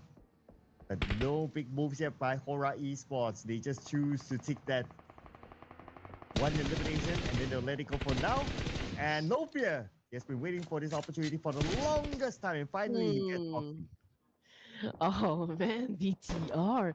It's not their day just yet. Or maybe not a couple of matches that we've had. Okay. I mean, we still got like how many more matches? Okay, 4 matches still, ladies and gents. But FaZe, okay, going up against M9. Okay, I feel like they were able to get lucky with a shot there. One of the members of Sem9 is down and they continue to have this trade-off. We also got DRS and Vampire Esports fighting, having a trade-off here. But DRS, they do have the high ground compared to Vampire Esports. So perhaps, DRS could capitalize on this one. Let's see if this will be the end of the line for Vampire Esports, despite the fact that they were able to score the chicken dinner just, for the previous match. Or can they retaliate up against DRS and turn the tables up against them? Well, we might get that answer soon because Vampire Esports, they're interested and they're moving in. They're already outside the circle, so they have to force this fight against DRS. DRS positioning themselves. One Nuzi and Tony they're taking the high ground. Schweppes starts it off, knocking down XMPL. And that's one knock. The follow-up is waiting to happen now. Okay, here we go. DRS, they're in between Void Donkey and Vampire Esports, and even maybe FaZe Clan. But as for BTR Vitality, yeah, they're already out of the game here. And again, it's not the usual gameplay that we do expect coming from Bigatron, but we still got 4 matches here. But as for Newsy, man, he just caught that nade with open arms. An example was put down by Onzen. No pickup happening just yet. Tony K could keep a nade as well, but he's pretty low in HP, so he does need to heal himself up to just like maybe prepare himself for like a crucial fight here up against DRS and FaZe even. Looking at the circle, it favors now D Xavier in the middle of the circle. On the northern side, Sem9, Tribe Messi might probably get into the fight anytime soon. While on screen, we're going to see Vampire Esports against DRS with FaZe Clan behind them and Void Donkey in front. Oh man, lots of teams around that area, at least 4 different teams. And the thing is, Void Donkey not even experiencing any pressure. I mean, they're just probably waiting, like, okay, who will be surviving this fight? We got FaZe, DRS, Vampires having a trade-off here. So whichever team that makes it through, that's the team that we're going to have a fight with, because we're just going to stand our ground, build our fortress here, and eliminate everyone who comes into play. But coming off the kill feed here, it's Lamborghini losing some ground. We got Yuhai as well from Sem9 getting knocked down on the ground, but it's Yante. Oh, what happened? I think that was a boo-boo right there, Sir Cloud. Yante actually naded himself, and I guess that paved the way for DRS to get eliminated. Someone's being naughty. Someone will buy dinner tonight. And I guess I can tell who. It does help that the fact that DRS, last we checked, they were at number 16. I mean, they can't afford those kind of boo-boos, but it is what it is. And it is what it is right now with Hora Esports looking down onto Tribe Messi and Sem9. Both teams in their respective compound and had to make it across, but Sem9 receiving a little bit of by Sleepy. Okay, so Tribe exited the game with no elimination points and no placement as well. Oh, that is tough. That is tough. And currently they are at the bottom, so definitely not do them good. And even for DRS or Cloud, okay. Lots of things that's surprising us for today, and we are just at game number 2 here. Newsy again down on the ground. Same thing goes for Onzen. Going up against FaZe Clan here, we got Sky of Horror Esports flushing out these boys from Sim9. But the nade did not put down anyone. It was able to give some damage to Trexie, but Sim9 still ready to fight up against Horror just in case if they decide to move forward. If only Sky has more needs, then he will probably rain it into the building. But now it's going to be Axel on the high ground. Let's get Schweppes. Back out of fear. No fear here against Sem9. He's right in front of them with the DBS. Looking, trying to find the members of Sem9 inside the building. Same time, he managed to loot up a couple of nades, 2 nades in his hands right now, and Fearon jumps out, but Fearon Ooh. will be taken care of by No Fear with the DBS. Yeah, perfectly done by No Fear, living up to his reputation that No Fear, okay, I'm going to go and charge in whatever it takes. 9 points in the bag now for the side of Horror Esports, and that was the end of the line for Sem 9, which brings us now just 8 teams remaining here. We've got Talent Esports back on the screen here. They've managed to acquire a total of 2 points for them, and now your best friend, okay, probably already spotted those boys from Vikings, but right now I feel like it's all information gameplay since the teams now trying to get comfortable in one spot. But as for the teams that will be coming from down south, I feel like a fight definitely is going to ensue in just a couple of more minutes, just because of the fact that we have at least 4 teams here, or maybe 3 teams just sticking to the edge of the circle here. But the first fight, I feel like, is going to be from Vexi and Talons Esports, and maybe even Alter Ego Eris or D Savior. Or maybe Alter Ego and Horror Esports. Hmm. They don't have the circle. But we check that out later because right now it's going to be Nate T on the lower ground. And confirm with the high ground advantage will eliminate him. That is it for D Xavier. Okay, okay. We did not expect that to happen, but for Vexi, okay, another trip from the side of Donkey here resulted to Vexi's getting taken out of the equation. Shopper as well get taken down by Sleepy of Horror. But ooh, okay. So I think he was able to bag the point, and Chopper already out of the game here, and we are already at stage 6 here. Sir Cloud and Horror Esports already bagged 10 elimination points for themselves, so they know that they have been missing to really dominate for the I mean, like in the matches that we've had, and now they're like just like maybe playing at a different pace here, more consistent, I can say. I can imagine our producer now rubbing his hands, licking his lips because Horror Esports so far doing so good. 10 eliminations with a full squad at this time. Don't want to jinx it for him, but yeah, they are doing well. Mm-hmm. You got Talon getting into position as well, prepping themselves up for a fight up against Talon. Here we got Tins on prone, just monitoring the situation, checking out where exactly does he need to point his gun? But as for Macarius, I think that was Macarius. Yeah, he's currently knocked down on the ground. We got a Yawk on the screen here, popping up some smoke or nade. We got Sleepy getting shot down by Axel. And just like that, ladies and gents, Void Donkey have already been taken out of the game, which is, of course, brings us down to just 6 teams remaining. Talon survives, but now they have to face up against Horror. And Horror, they need to recover first. His talent has a full squad, okay? Managed to pick up Sleepy. Should be able to heal up, not going to be a problem since they are in the circle, so they are not in a rush for now. Still going to be interesting to see how stage 7 will move, but for Talent, they seem to be in a position to try to block Horror Esports. Are they on the inner side of the circle? Not really. They are both adjacent to the circle itself. Okay, there's a truce happening between the remaining teams here. They're not fighting just yet. They're taking their time. As so, you need to be careful. And of course, nobody wants to make any rush decisions for now, which is understandable. You've managed to get this far in the grand finals, and of course, the teams would want to dominate at least, in a couple of matches. But anyway, circle shifted once again, ladies and gents, and Talons now outside of the zone here, probably going up against Vikings in just a while since there's a need for them to step inside the zone. I can say the same for FaZe and Horror Esports. They're so close to one another here. But yeah, Sleepy is so far away from the rest of the team, so I feel like he will be the only one going up against Dewey here of FaZe, not unless if he calls for backup. Whoa! Well, your best friend won't need backup for that. Instead, the one that needs backup is going to be Break right now. But your best friend is holding him hostage, waiting for Tins to make his move to try to save Break. But your best friend went out of patience. Select the elimination point. Elimination point number 7 for Talon. Almost got a knock onto Sleepy.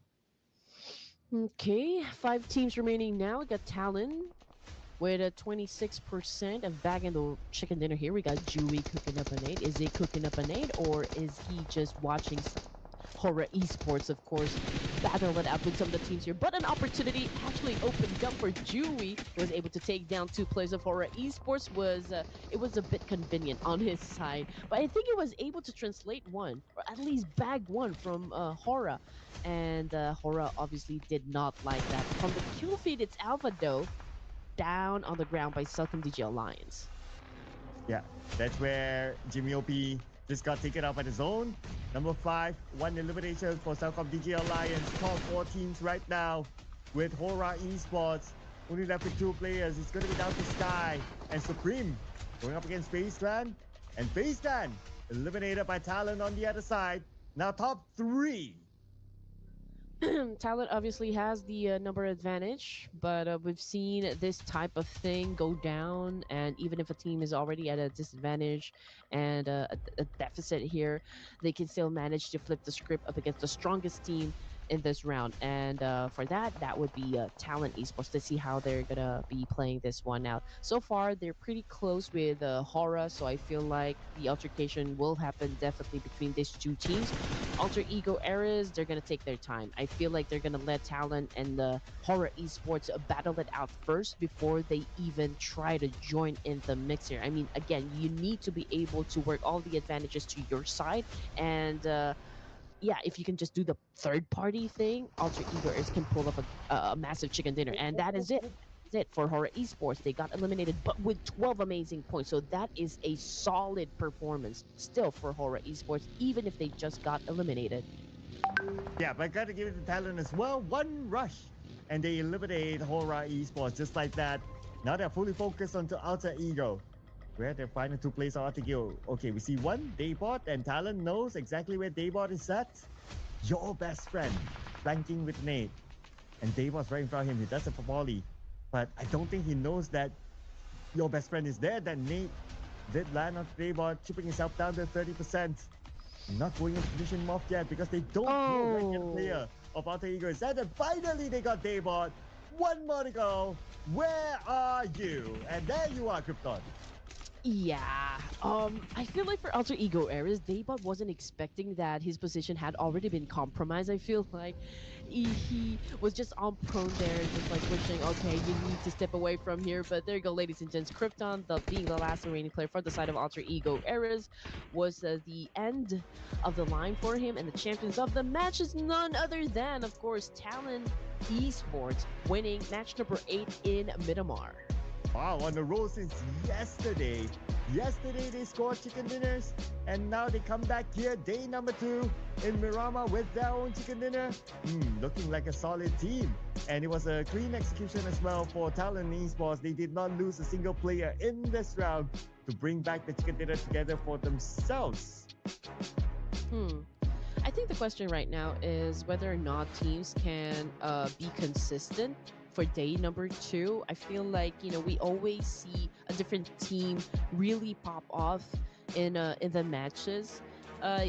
So in terms of like building the foundation, I don't see any team just yet that could probably cement their status in the leaderboard just because of the fact that there are still other teams trying to step up into their set of matches. Yeah, I know, right? But there's still a lot of opportunity, whatever it is. So a lot more games to come. We're only on game number 2 of day number 2. And here are our numbers here. So they scored 11 eliminations in total for Talon Esports. So that's 21 points collected.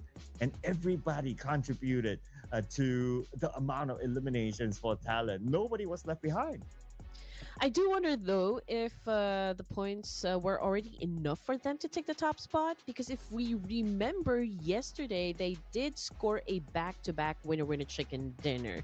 And okay, so they eliminated Alter Ego Eras just now, and they are at the top. So I feel like, yeah, I'm feeling that perhaps they are now the kings of the leaderboard. That is a possibility that they might be number 1. But yeah, we'll need to check that score later. But I do agree that is that possibility that Talon, yeah, might be taking the throne. Plus, the last time we checked, the points aren't that far. So one team could shoot them up. But well, besides talent, let's not also forget about Hora's contribution this round. They did score a lot of eliminations.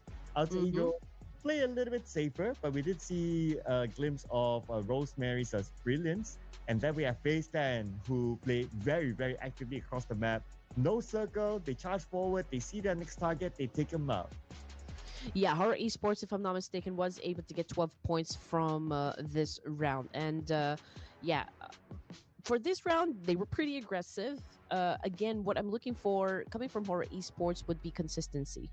Consistency, and also if they can actually sustain the kind of um, aggressiveness, that kind of high octane gameplay uh, all throughout, like up until the end of the match for today. So that's just one of the questions, or like maybe things that I'm curious about Horror Esports. But of course, we're looking at the head to head here. It's going to be your best friend and No Fear of Horror Esports. When it comes to the 5 elimination points, the same thing for both of the players here. But for damage output, we've got No Fear slightly being higher compared to what your best friend was able to put on the board. It's a total of 885 damage output. And team contribution, again, the gap is not that wide. So I can say that this is like a fair head-to-head situation we can see on the screen. Yeah. But the one that gave the unfair advantage to Hora Esports is because of his performance, that is Sky coming in with also 5 eliminations. But when it comes to the damage output, is ahead of the players that we saw earlier, 918 with 11 utilities used. So this is above his average if we were to look at like his FMVP stats. This is above. Survival time, not the most maximum, but still 25 minutes is pretty long. And in the top performers, Sky is joined by No Fear as well as your best friend and also Vexi from Void Donkey. Yeah, welcome back, Sky. Okay, I feel like with this performance, it's a testament that yeah, I will be gunning for my throne in the MVP. So that is actually one of the showdowns that we might expect between Sky and Rosemary of Alter Ego Eras. And yes, we also got No Fear. We also got your best friend comes from Talent Esports. The ones that actually stood out from this match. And for those of you curious about like just how many points your team was able to put on the board, we've got a Talent Esports again coming at the top with 21 points here in the chicken dinner. We got Horror Esports coming in at second with 17, and then Alter Ego Eris with 10. And as for those teams that did not score anything, that would be Tribe Aramasi and Bigatron by Vitality. And again, just to give you guys a perspective, DRS Gaming currently at the bottom of the leaderboard, and I do wonder if they're gonna do something great, for the next round to kind of improve their status in the overall rankings. Yeah, they clearly need that, right? They need a big improvement here because it's pretty weird to see them all the way down there. I'm sure the fans are feeling the same as well. I mean, it's the DRS, so they should be able to come back at least on the page one. But we still have a lot of games to go, so fret not, fans of DRS out there. Uh, this map will be repeated after this, and that's where they can make amends to however they think they played in this round. But for the overalls, yes, you are Ooh. right, Red Queen. Talent number one now. But you know what? I mean, it's 75 points. The only difference that they have compared to Alter Ego Eras is that they scored the chicken dinner. But still, Alter Ego Eras, with Rosemary's debut yesterday, still performed great, and they're still at the second spot here with 75 points as well. So they are, I can say, still pretty strong. Horror Esports moved up 5 ranks, so now welcome to the podium stage. 56 points now for Horror. We've got Vampire, BTR, Void Donkey, Phase, and Team Secret on first page. And on page two, yes, confirmed that DRS is still number 16. They share the same amount of points with Tribe Aramasi. So one good game could still propel them up for sure. As for the other teams on page two, we have two teams with chicken dinners doing here, Xavier and Vikings. Not too sure why, but yeah, maybe it's one of those games, but they still have games to come. Anyway, speaking about games to come, we will need to take a short break before we continue on. So do not go anywhere. We'll see you guys after this break.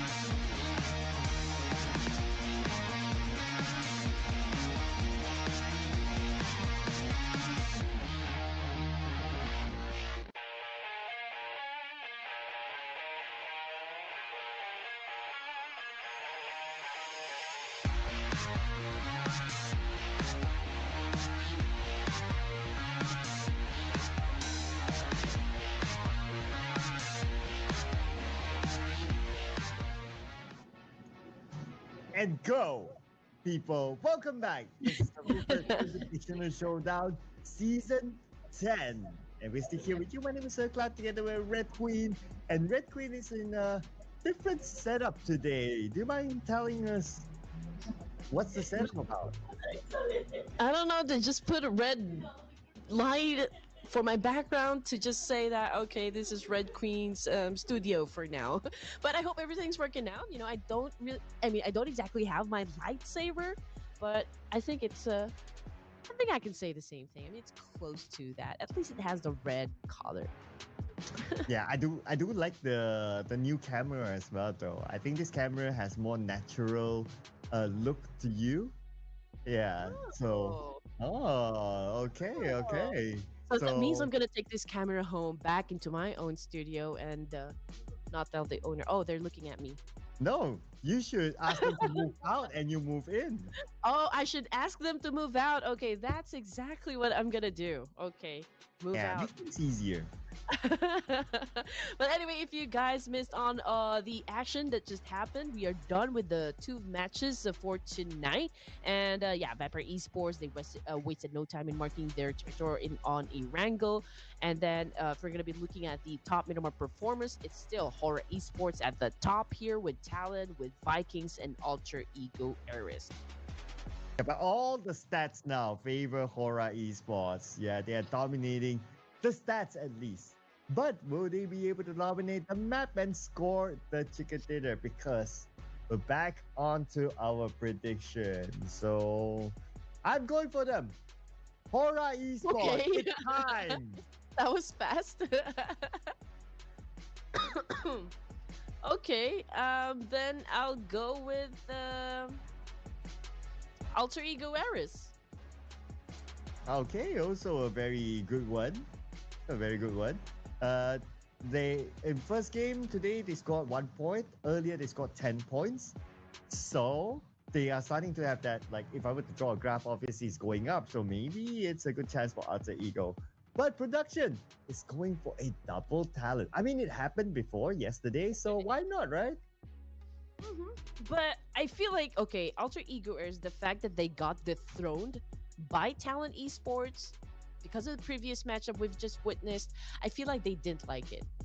They didn't like it at all. So maybe, just maybe, Rosemary feels a little bit motivated by this event and probably turned into a maniac once more in racking up those numbers that Alter Ego needs to reclaim the top spot. Yeah, it will be a good time for them. It will be a good time for them because before this, after the Irango match, when they only scored 1 point, they're still at number one. So they might be telling themselves, it's okay, we're still at number one. But now, with the tiebreaker rule, Talon took away their throne. So Yeah. there's nothing better than Alter Ego for themselves to score the chicken dinner this round.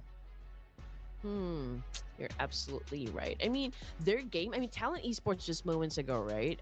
They flipped the script in Miramar, coming in with precision, aggression, and also masterclass, to be honest, and rotations as well. What they did in the previous round, Sir Cloud, I feel like they didn't really just win the match. They had all the intentions, of course, dethroning Alter Ego eras. So yeah, they took the spot like they literally owned that one. But if like, okay, we're just gonna add up what like horror esports. Yesterday wasn't really their best day for the grand finals, I can say. Their energy was kind of fluctuating for me, but with this massive performance in Miramar, and they were lurking in the shadows, but um with that 5 rank lead up in the overall standing, I feel that that's already Sky making a statement and the rest of the crew, right? That they are waiting to just like really warning every team here that they are a bit hungry and looking for some chicken dinners as well. So perhaps maybe we can see Horror Esports step it up, starting in this match. Yeah, just like me, I am feeling hungry too. I wish somebody would buy me a chicken dinner as well, but Ahem, ahem. probably after the show. After the show. So we got like what 4 more rounds? Yeah, 4 more rounds to go. Okay. Um. What about the other teams on page number 2? Right, like DRS. What's happening with DRS? What do you think? For DRS, okay, what can I say about DRS? They always are pretty consistent in placement points, right? I mean, they do start racking up points to latter stages of the match here, and to see them being at the bottom, I feel like there's perhaps testing out new rotations. Maybe they're trying out a different strategy, a different approach. I mean, like, we don't exactly know what happens inside a war room, but yeah, this is very unusual for the real soldiers.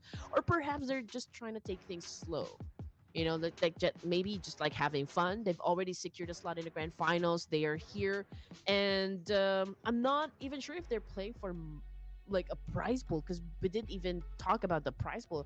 These are all just like bragging rights, all for the glory, all for the fan service, and just really putting up a great show for everyone. So I feel like, there's a lot of reasons that we can talk about why DRS is not performing. But yeah, they are the only ones that could probably tell that, why they are at the bottom of the leaderboard. If you have any information, you know what to do. Drop it in the comment section. Yeah, drop it like it's hot. Drop it like it's hot. Or let's get Killer YT on the line. Hello, Killer YT. Like, right? Patch Like, them in. Patch them in. is it like 50-50? Or like, yeah, we're like a radio show right now, right? Okay, let's get Killer YT. Let's patch him in, all right? Killer YT. So what's the reason? What's up, guys? What's happening behind the scenes? We all want to know.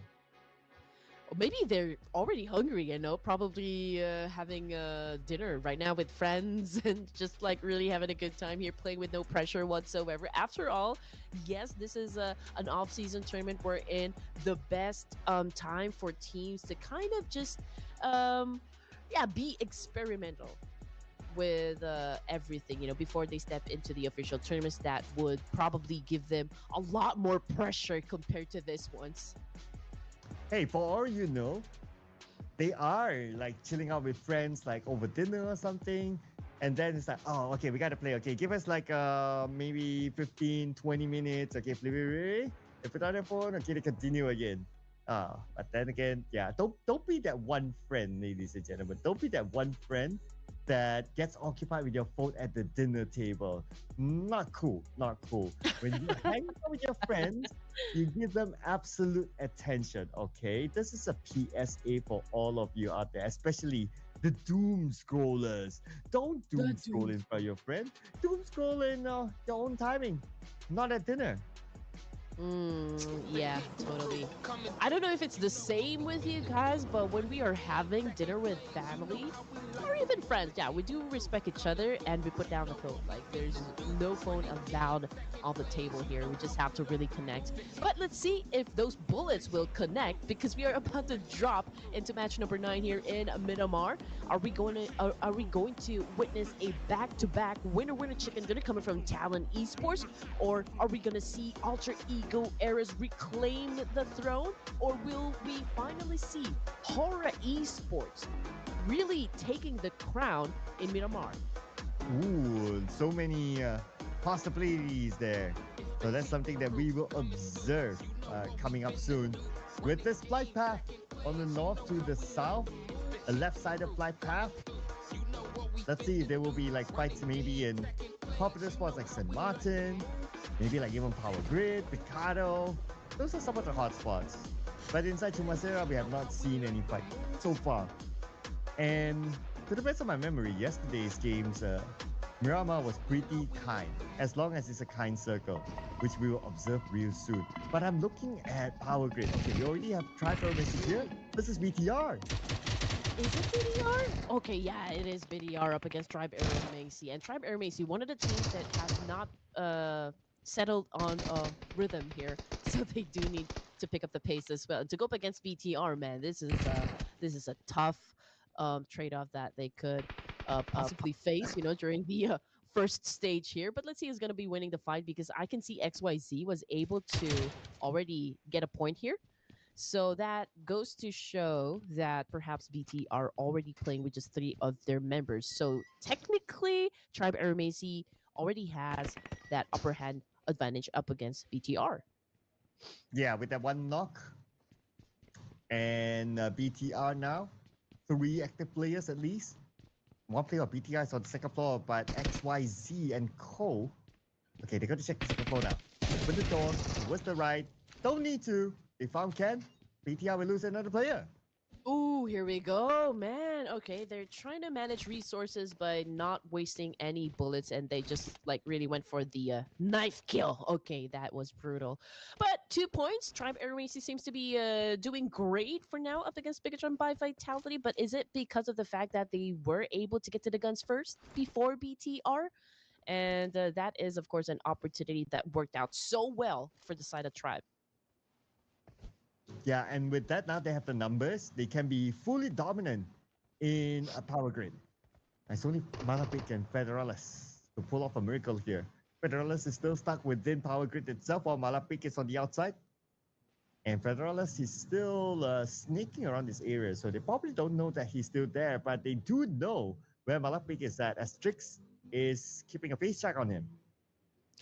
And Rig does have a great vantage point, so yeah, let's see if BTR can flip the script up against Tribe. We got Trix now on the screen with a UMP. Okay, let's see if they can find. Yeah, Malakbik had already been compromised here, so he's about to go out of the game. So we're hunting down Federalis. Where is Federalis? X977. Oh man, down on the ground here. Great shot coming from Federalis. 2 of the players, just like that, already knocked down on the ground by Federalis. I mean, he was able to handle business single-handedly. Oh, okay. Can he be the surprise hero to wipe out the entire Tribe Arrow Messi? But he needs to find healing utilities. While that, Malapik will be eliminated by Rick. Tribe Arrow Messi, are you going to go back? Are you? No. Okay. I thought they might. If they're gonna let this go, that is Oh. that's a lost opportunity there. Not gonna lie, but yeah, I think that's exactly what's gonna happen. They somewhat with all their spidey senses didn't expect or maybe thought that a team would come by, and true enough, Vampire Esports, one player on the outside of power grid. Wonder if he's gonna execute anything. So Federalis, he'll be healing up, and potentially will be a 1v1. Okay, here's Tony K. Oh no. The elimination point for the hands of Federalis. Okay. I do wonder if they've also picked up the information that Federalis is still alive. I mean, Tony K obviously went for that fallen soldier coming from Tribe Ermisi. And I'm not sure if it even got the point. Yeah, I think he was able to bag the point. But Vampire Esports, I feel like they don't know that Federalis is actually still alive. So I think that he's safe. He's safe. He's safe. Yeah, and plus the fact that Power Grid is on the outside of the circle, so for them to truly pursue in for that 1 point, maybe they felt to themselves as well that it's not worth it. So yeah, we let this one go. It's fine. We'll see you later. So that is a bit of a lucky move. Oh, but wait a second. They turn back. Triper Messi, Drix shows himself. Oh, They turn back. I didn't expect that. well, probably because of the fact that, it took a while for Vampire Esports to get rid of that player from Tribe. So he was feeding the team the information that, hey, you know what? Okay, I'm down. Vampires came in, but Federalis, yo, he's still alive, man. You should come back. He's all alone. Oh, and that's how he sounds? I'm not exactly sure. Okay. But it sounds like it. It sounds like it. It sounds like it. Yeah, I wouldn't be surprised if that happens, frankly, because when he was still bleeding out, he can still see what's happening around, bring back the information, and that's how they decided to, like, you know what? We have two people. There's only one there. Vampire. They moved away. Might as well don't waste that point. Yeah. Avenge me, brother. Okay. Let's go Eventually. back. Let's go back to the action here. We got D Savior going up against RQ. Massive spray coming from Natty T. Let's see if they can actually put down any player here, but I feel like D Savior was the one who took a look at the damage. But here comes now Lamborghini with the S12K. Okay, here goes the first point down. Oh, went for the second pick skill, but right from behind, it's La Par. Surprise, surprise. He was able to shut down Lamborghini, and that paved the way for RQ to get some advantage up against the Savior, but the fight is not over yet. Laparna pulls out his Mini 14, but unfortunately, oh man, he tried to go up against two players, and obviously he lost the fight, and that was the end of the line for RQ. Oh, but also the end of the line for Lamborghini, eliminated in that fight. So too bad they had to play. They have to continue playing without Lamborghini. It's always a very strong support for the team. But well, it's fine. It is what it is. And they currently have scored 4 elimination points. They are just 1 point below BTR. And the fact that BTR has been eliminated, they cannot continue to collect points. There's a likelihood that the D Xavier can climb up to them, be in number 5. Okay, so I mean, we've talked about DRS a while ago, and just because of the fact that this is not the play that we're used to seeing coming from DRS. But what do you think is happening with BTR? But they didn't play with their regular roster. So I noticed that Satar isn't playing, Razy didn't play. So that's one. And then you have this mysterious player called Kent, whoever he is. No disrespect if he's the actual Kent, which I feel that it's not. He hasn't really been doing much for the team. So I don't know, is it like you just grab the janitor and just ask him to play on behalf or something? You mean to say, I don't think that's Satar. That's Zumajika. Oh, Zubachika. Oh, Zumajika. You um, already forgot. You yeah, forgot, sir. cause the gameplay is so unusual. Yeah, Yeah. yeah. Perhaps again, we are at the mercy of the teams here, whether or not they're gonna show up. But for the other teams like Vikings, that like Talent Esports, who recently scored a chicken dinner. So perhaps while the Titans, per se, are still in the deep slumber for the grand finals, maybe they could take this opportunity to score a lot and make it hard, for those Titans to even catch up on the leaderboard. Now, who's going to make it hard for who now? For between Vampire Esports and Talent. Talent sees them, use the high ground, or validate Mar instead. Are they going to stop? Okay, Vampire Esports surely stopped at the house below this hill. Well, Talent, they're interested in the high ground, which is fine. With the circle, you want to try to get the opportunity to be in the high ground as much as possible. And Talent, by pulling the trigger against Vampire Esports, now they have the high ground for themselves. But for Potato, he don't have this house for himself. Here comes Team Secret. All right, here we go. We got Potato at the top of the stairs here, just waiting for anyone to actually step into his line of sight. We got Typhoon on the screen, but we got, okay, GK down on the floor already. Potato cooking up a nade here, could potentially shut down a couple players from the enemy side, but the core now also on his knees. But Team Secret still with 3 active members, and this might be the chance for them to again delete Void Donkey out of this game. And Team Secret, they have this very good chance of doing exactly that. The other members of Void Donkey, they have arrived. They're on the other building. And I noticed a molly being sent onto the second floor, but I wonder by who? Who is there? Rizak tries to send a nade. Nobody's home. Oh, that's Vexy. So Vexy arrives, joined with his other teammates. Team Secret is here at the man advantage, but Rizak found Typhoon.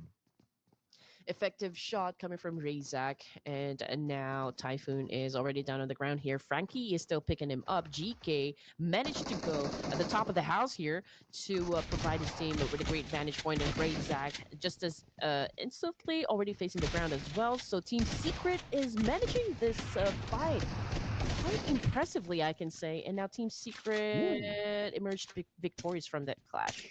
Wow, clean. 4 players intact.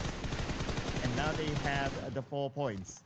Before D Xavier, they're on the outside of the circle. Look at where they are. Around Lost Eagles. 2 players in Lost Eagles. Another 2 on the main peninsula. That's a big split there by D Xavier.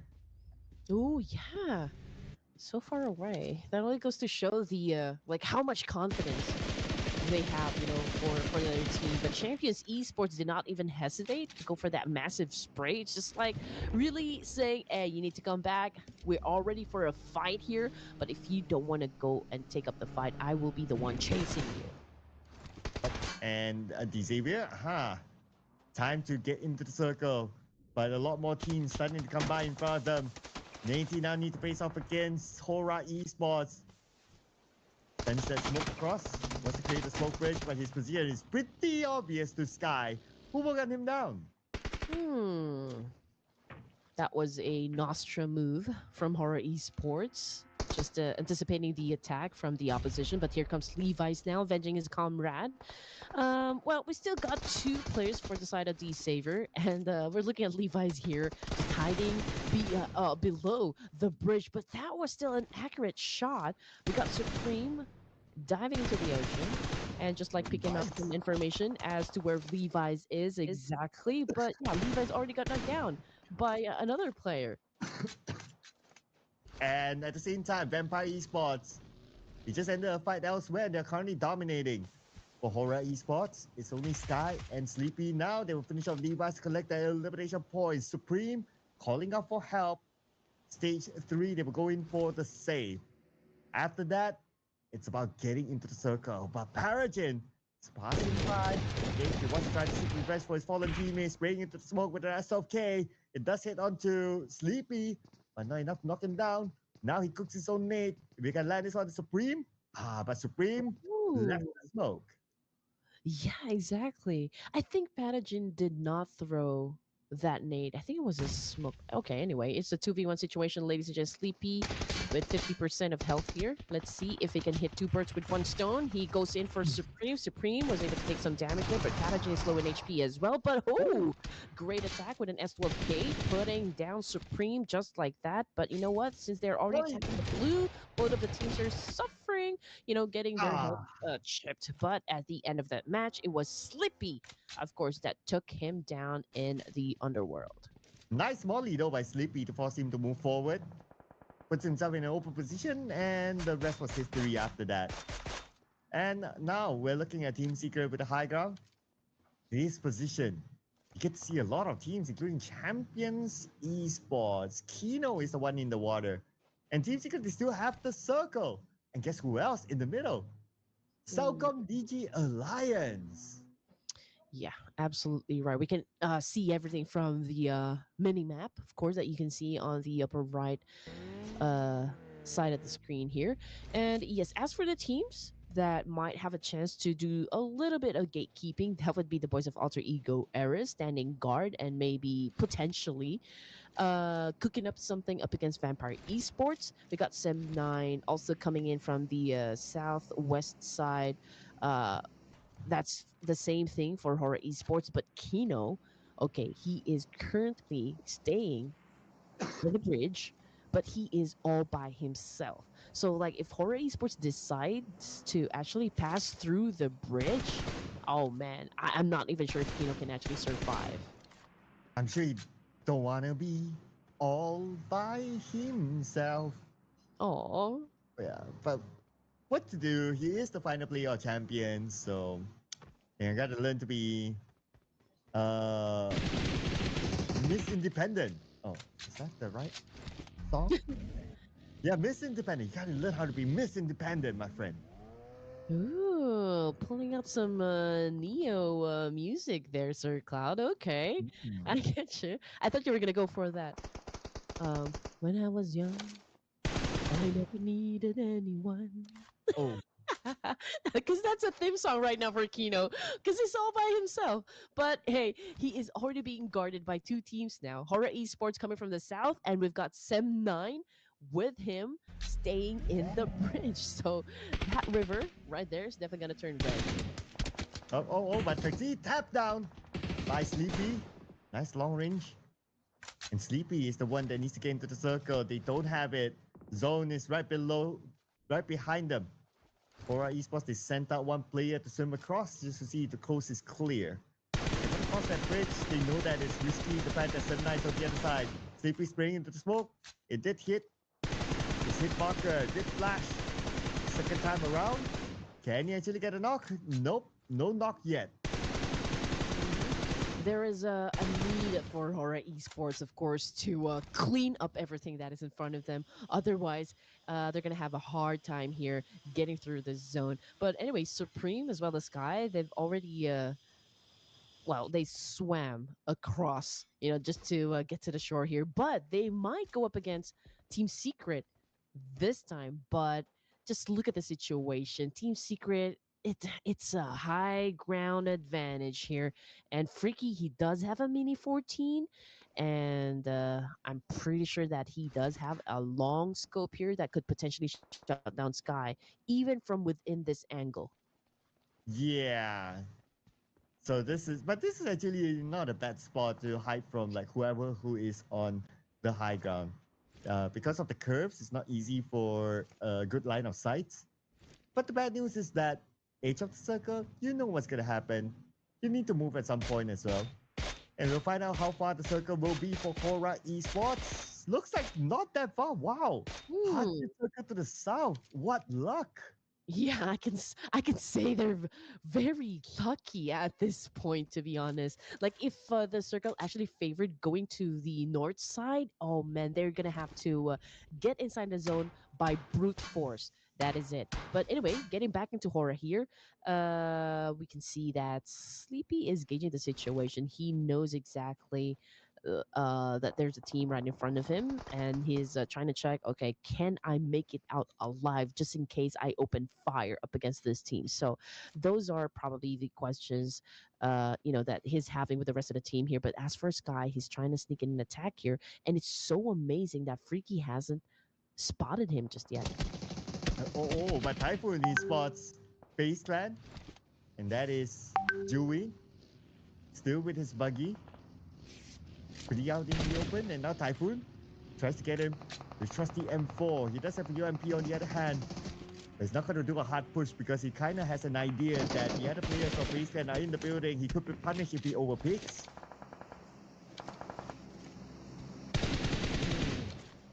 Okay, so GK right now with okay, this is an M416, right? And a ×3 scope, which is rare for me to see. Usually it's just the 4x and the 6x scope here for the players. But yeah, we're looking at Typhoon. He knows exactly where FaZe Clan is. They do have the compound here, but it's a fortress right now for FaZe, so might be hard for them to crash. But if they could maybe find an opening knock, then that could make things easier for them to actually push forward. Yeah, if only they can, right? Because this terrain is so rough, it's not easy. Wait, where is this position? Why can he see half of the top and half of the bottom? Okay. I didn't know that you can do that, but of course we are from a different view. I wonder for the players, can you actually see the top by doing that? Ah, yeah. And just look at Kino here, having just a chill time in the waters. Must be the heat, but yeah, here comes Trang now. Going up against FaZe Clan with a DBS. We got Typhoon as well, then F416 doing a massive spray up against the Thailand. Was able to put down Dewey in the process, and now let's see some more if we can pick up some more pieces as he goes through this fight. Now Macarius with his nade. And lobs it across. And he got JK! What a three-pointer there. And now Macarius is going in for the save. He's picking up Shopper. JK is calling out for help. Here comes the cavalry, Frankie.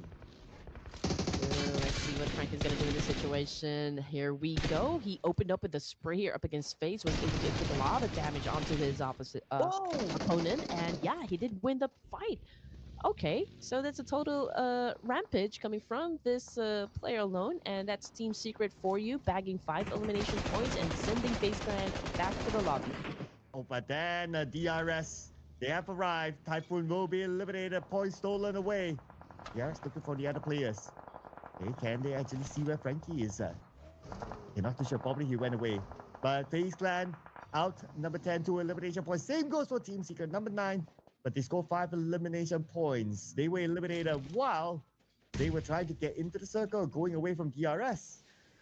Oh man, okay, so Alter Ego Eris has been receiving some hits as well and damage, but the good thing about this is the fact that Alter Ego Eris is holding onto a compound, so they still have some sort of protection, right? So even if they get knocked down, they will have a time for them to pick themselves up.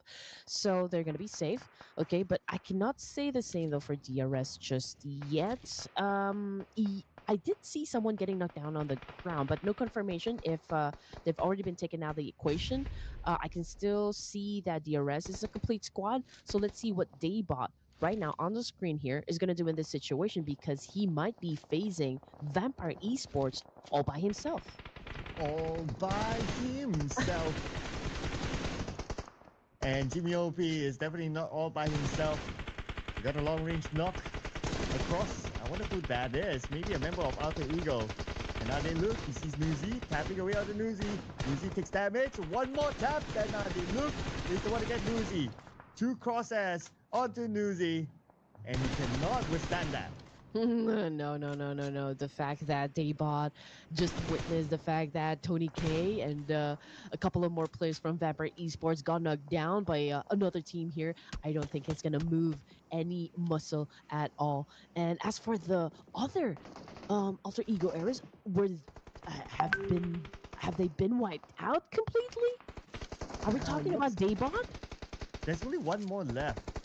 And I wonder where he is. Okay, we'll check back onto Alter Ego later, because right now Vikings in this sticky situation. They are in the blue. And they are being gunned down by other teams. Vampire Esports finding it hard to move as well. It's either Cellcom DJ Alliance or now DRS scoping down onto them. And Vampire Esports, they should be able to recover. But again, how are they going to move? Wow, what a turn of events. I wasn't really expecting that, the rest of Alter Ego Ares will be wiped out just like that. And Daybot, okay, is actually the one pretty close with Vampire Esports, but look at this angle that XMPL is actually holding on to. I mean, he does have a great vantage point up against Vampire, and he is capitalizing on this one. I mean, I don't see how Vampire Esports can survive this round just because of the fact that Delta has been applying a lot of pressure onto these two remaining players coming from Vampire. And just like that, I mean, the moment that they decide to descend from where they are exactly, that would be it, An example just made sure of that one. And Vampire Esports eliminated number 7 in elimination points. And number 6 is going to be Alter Ego. No points collected through eliminations this round.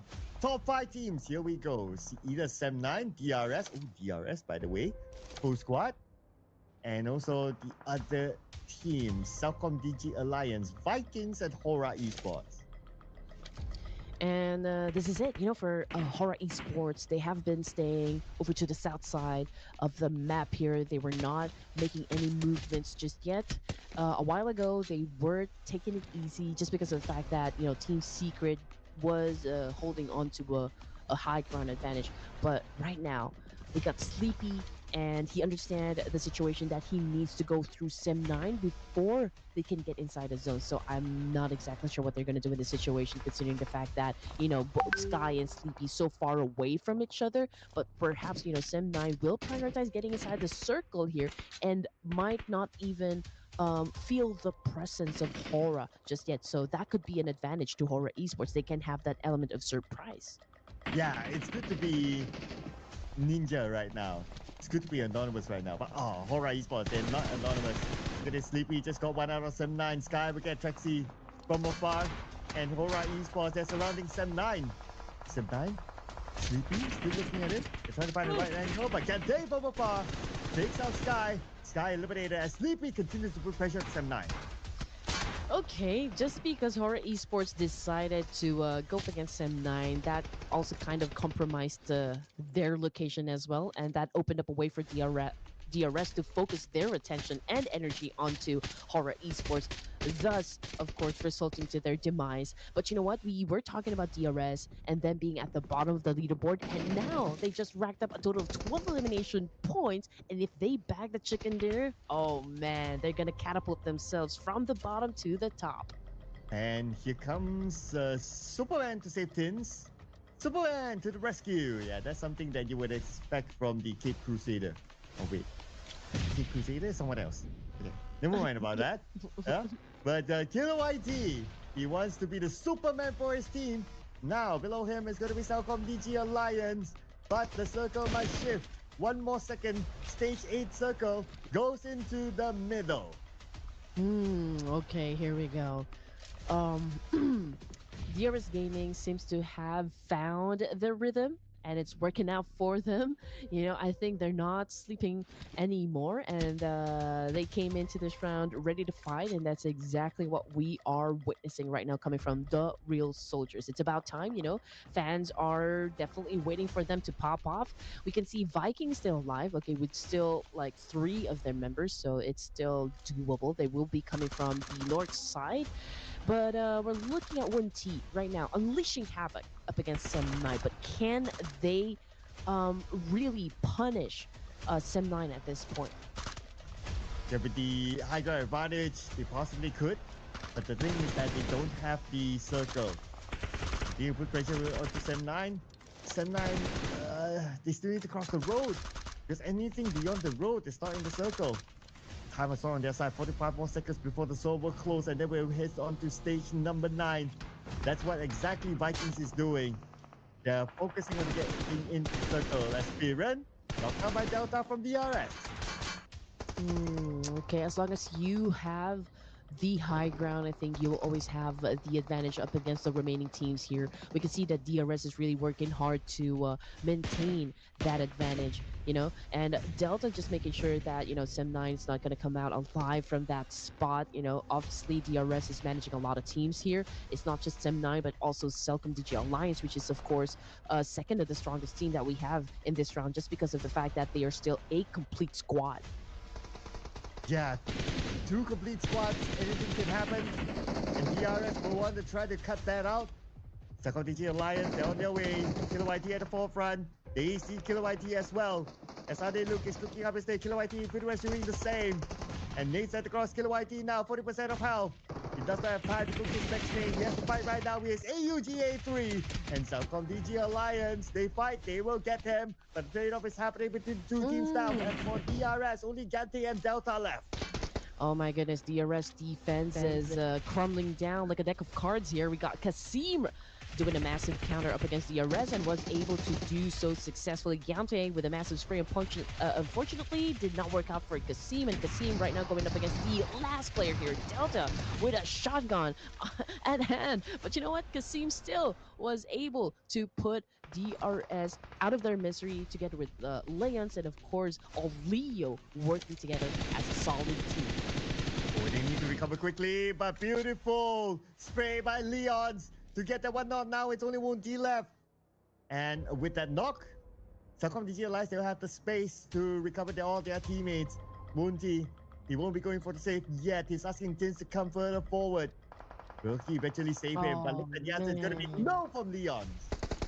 Yeah, this is going to be hard just because of the fact that Celcom DG Alliance was able to eliminate DRS. They now possess, of course, the high ground advantage compared to Sem9. It's going to be a 4v1 situation. Now, here comes Yuhai right now, shutting down Aurelio, but we still got 3 more plays to go for the Celcom DG Alliance. And that was it, ladies and gents. Celcom DG Alliance winning this round and scoring the 3rd chicken dinner of the night.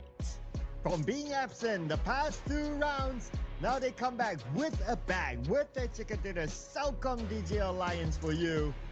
And I wonder how many elimination points did they get, but it doesn't matter. The chicken dinner is a chicken dinner. Of course, we'll look at the scores later on, but the fact that they had the high ground this round, they took it away from the hands of their opponents. They focused on keeping themselves with that elevation, with the geography.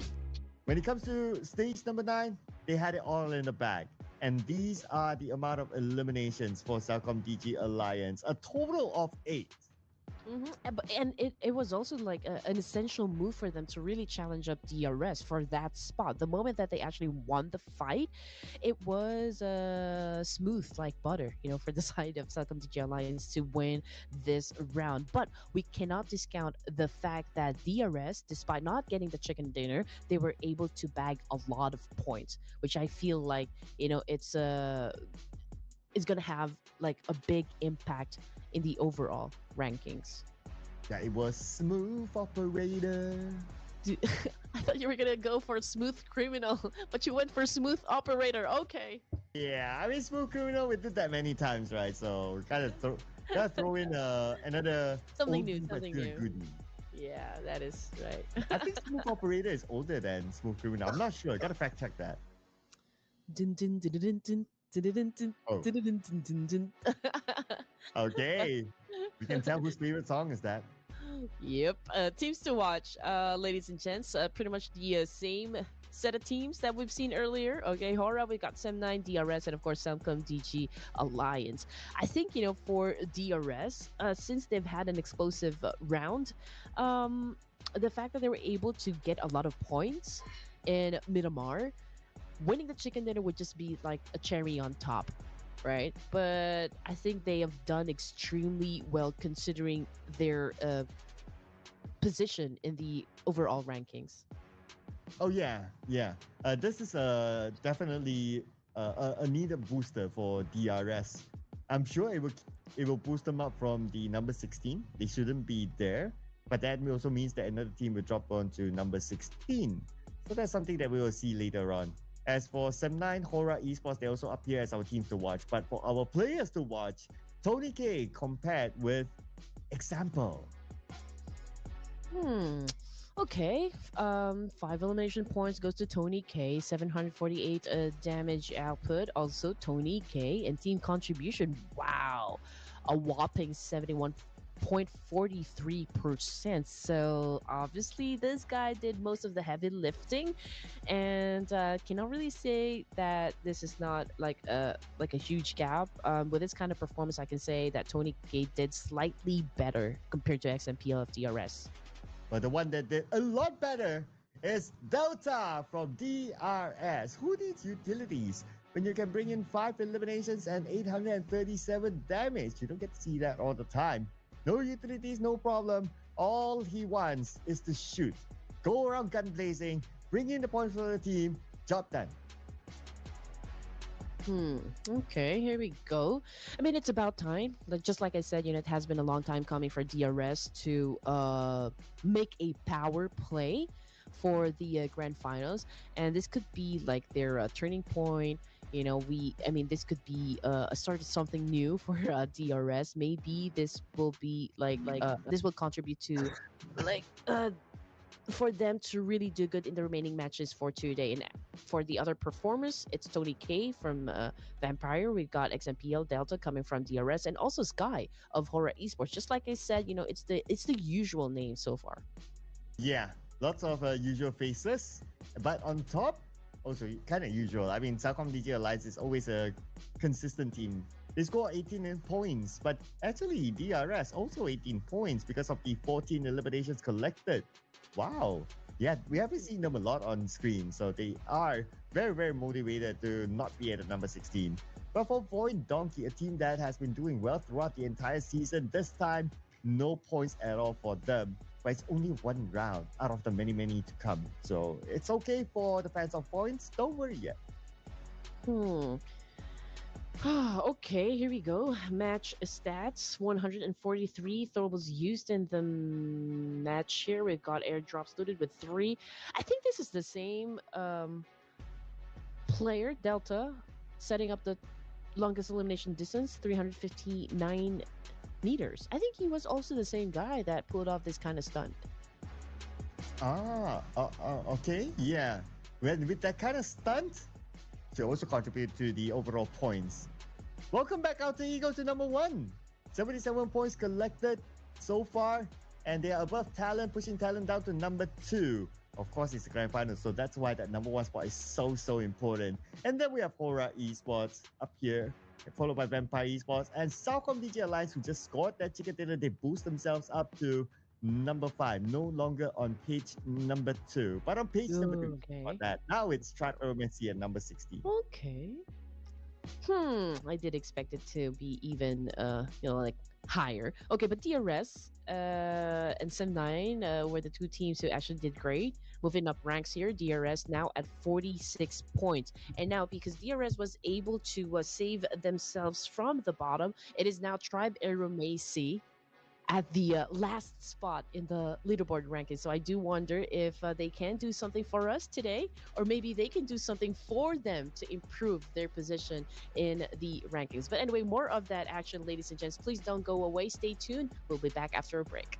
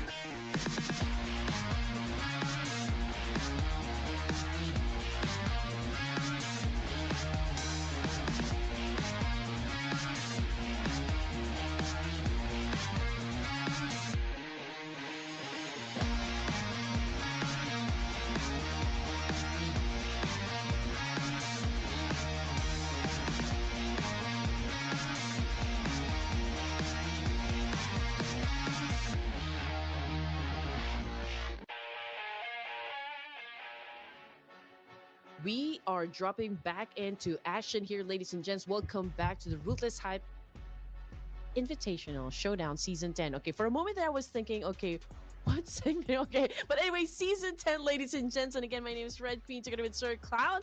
And we cannot wait, of course, to start the match just because we are already halfway through day number 2. Can you believe that? Yeah, 3 more games to go for today. And once we wrap this one up, then we will be in the second half of the grand finals. Ooh, that's where the sprint is starting to show. But in case you just joined us, just to keep you guys up to speed, Vampire Esports scored the first chicken dinner, followed by Talon, 2 teams that happen to have wings, and then Salcom DG Alliance coming back after a quiet first half to score that chicken dinner before we come into match 10. Celcom DG Alliance actually came in swinging in match number 3, and they did not just take a win. I feel like they also made a statement, securing that chicken dinner with an 18-point haul. I feel like they just reminded everyone that they are also like a force to be reckoned with. And speaking of other forces, we also have Alter Ego Eras, Vampire Esports, and Bigatron by Vitality as also the top Erangel performer. So we're done with 2 Meter Mars, and now we're with the OG map of PUBG.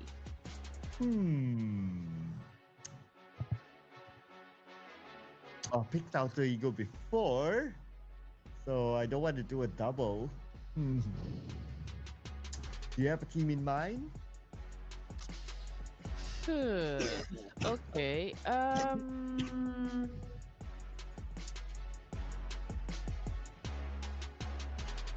Nah. Production, you go first. Okay, yeah, it's always us, right? Why not? Ooh, I like that. DRS, they are starting to Okay. heat up. Yeah. I agree with you. Oh my gosh. You need to get your You know, point off. I know, right? I know. For this round, I feel like let's go with Void Donkey. Wow, our producer says that if DRS scores a point, he will transfer the point to Red Queen. Wow. Very generous. We got a very generous Astro over here. Thank you. Okay. I think I'll go with Void Donkey. Okay. Right. I will go with Face Clan. Let's go. Face not bad at all. Man, this prediction thing for me is really way off. This is the longest streak, right? Longest, yeah. Hey, we already made a deal. Like if I don't score any points, for the whole tournament, then I might do something that you guys would love. So, production. Are you sure? Are you sure you want to give me your point, production? Ooh. Now he's second thinking that. But okay, tease to us. What might you do? Just because I came across this very I can say a nice song. It's from a Nepali artist, and I kind of happen to like it, so I would want to do a not really a cover like I would sing, but just like really maybe doing content for that. Okay. How does the song sound like? Okay, I don't know if you guys know this, but just listen. I'm just gonna hum it, okay? All right. And I don't exactly know the lyrics yet, but I feel like you already know this. So, high heels, dun dun dun dun dun dun dun dun dun dun dun dun dun dun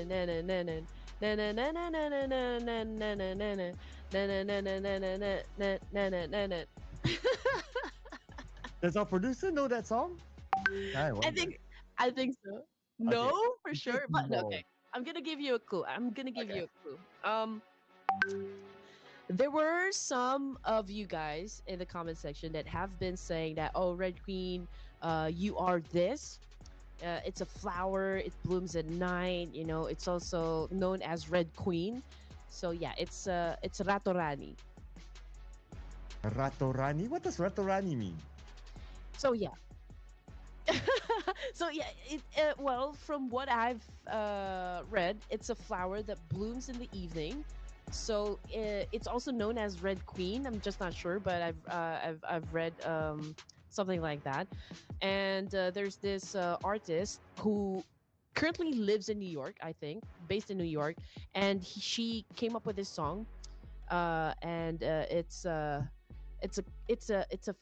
feminist song of some sort. So I kind of like the vibe, and I was really liking it. So I feel like, oh, maybe I should do this. I think it was by Jenny. Jenny? Jenny Jenny who? from the block. Okay. Jenny Jenny, the artist. Jenny from the block. Yeah, I was expecting you to say that. Yeah. Jenny from the block. Yeah. Is she still active though? Jennifer Lopez? Hmm. Jennifer, yeah, Jennifer Lopez is Jenny from the block. Oh, J-Lo. I could use myself some J-Lo. Um, Jello, people, Jello. It's not what it sounds. I am kind of hungry right now. Just like how these teams are hungry for Wrangle. Let's jump into it. Let's go, let's go. I'm pretty sure you guys are already excited to see who will come out on top here for the second E-Wrangle this evening. And again, we still have one more E-Wrangle to go after this. So let's see who will be dominating. If they ever dominate, can they replicate it in the next E-Wrangle to follow? So that's just some of the questions that I have in mind. But of course, all right, here we go. Fly Pat is over to the left side of the E-Wrangle here, south to north. We might see teams, of course, choose to drop in military base. Maybe FaZe, Void, and even Team Secret headed towards Novorepnoy. But let's see if it's going to be mostly the same drops that we've seen during day number one. Yeah, if we were to compare those drops, well, Yasnaya was a clash point. Other than that, not really. But based on this flight path, to drop directly into Yasnaya is quite far. So whether it will be a clash point still or not, we don't know. Things might change. Unless if the flight path is above Yasnaya, then cool. But I'm also looking at our top player stats, right? It's starting to change. We don't get to see as many Rosemarys as before. Delta hitting the headshots. Highest damage is still Rosemary, but Sky is catching up. And also Tony K was in one of the stats too. So the power shift is happening now. Okay, here we go.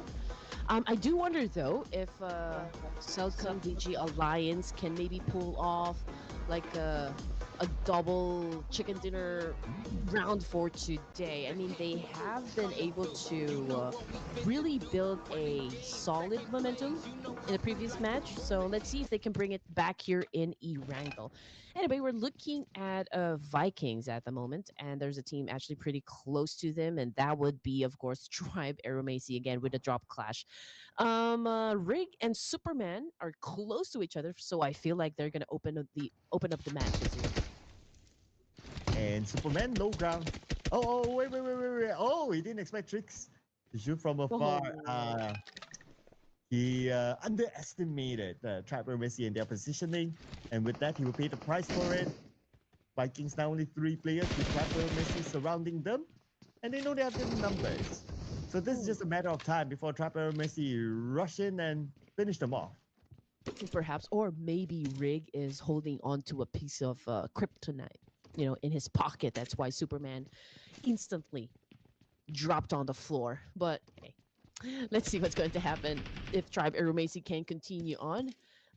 This domination up against Vikings Esports is a 4v3 for now. Vikings is setting up a better defense, but they have to make this count since they also need to improve their numbers. Same thing goes for Tribe. So, technically speaking, both of the teams are a little bit famished in terms of like securing a chicken dinner for themselves. But yeah, So it's almost a lose-lose situation unless if Tribe really comes out on top. Well, they're looking good so far, especially with the fact that they got Superman. But on the mini screen, oh, swapped over to the bigger screen. Tony K just got a nade on Gigante. DRS, Pagii Esports. Not the first time they meet in Primos.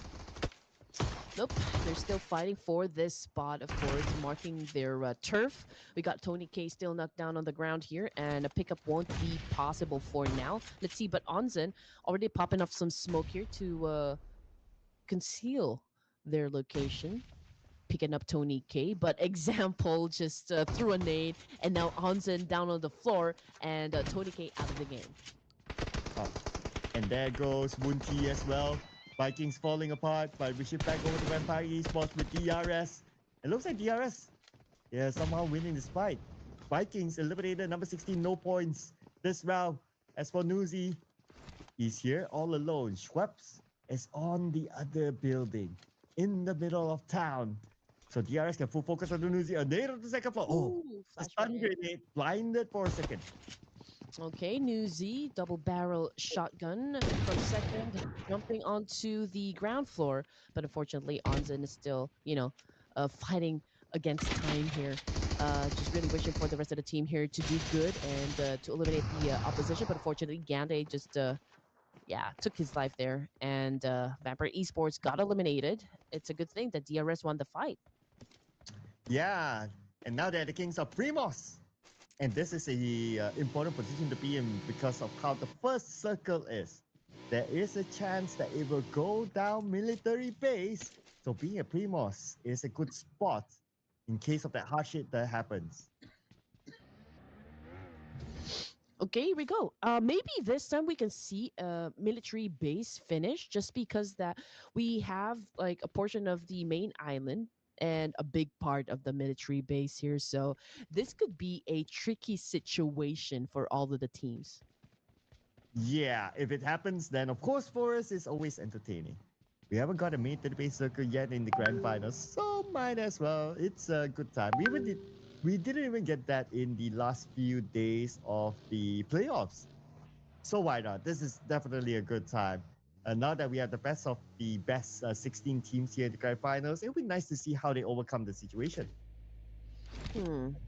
Yep. I mean, the harder the circle, it's great for us just because we will see just how teams can adapt, and also how good they are with their versatility inside the game here, which is of course a great skills to master in playing PUBG. I mean, those are just some of the ingredients to cook that secret sauce, for your chicken dinners, ladies and gents. And map feed on the right side of the screen here, we can see that slowly teams are headed towards, at the end of the bridge there, over to the west side. We can see Sem9, we can see D Saver BTR, even Celcom DG Alliance close to each other. But you know what? Alter Ego Eras is just looking at what's happening in front of them and probably already coming up, like with a plan on how to destroy each team that they see in front. Yeah, I'm also looking at nobody is committing into military base except for FaZe Clan because that's their starting drop point. So everyone else is playing around Fairy Pier, Primos, and that means it's starting to get real crowded there. More teams coming in, passing by Gaka is Team Secret. And BTR happen to go the opposite way, okay? They're gonna high five each other. And a few shots taken by BTR to show away Team Secret. Team Secret, clearly, they are not interested. To fight for now. I mean, it's too early to have any conflicts whatsoever, so perhaps they want to live to fight another day here. But Killer YT taking in some damage coming from Daybot of Alter Ego Eras and sealing the deal. Okay, Daybot manages to put one in the pocket here, and of course, DRS playing with one less member. And let's see how is that going to impact their overall gameplay, since they just started picking up their momentum.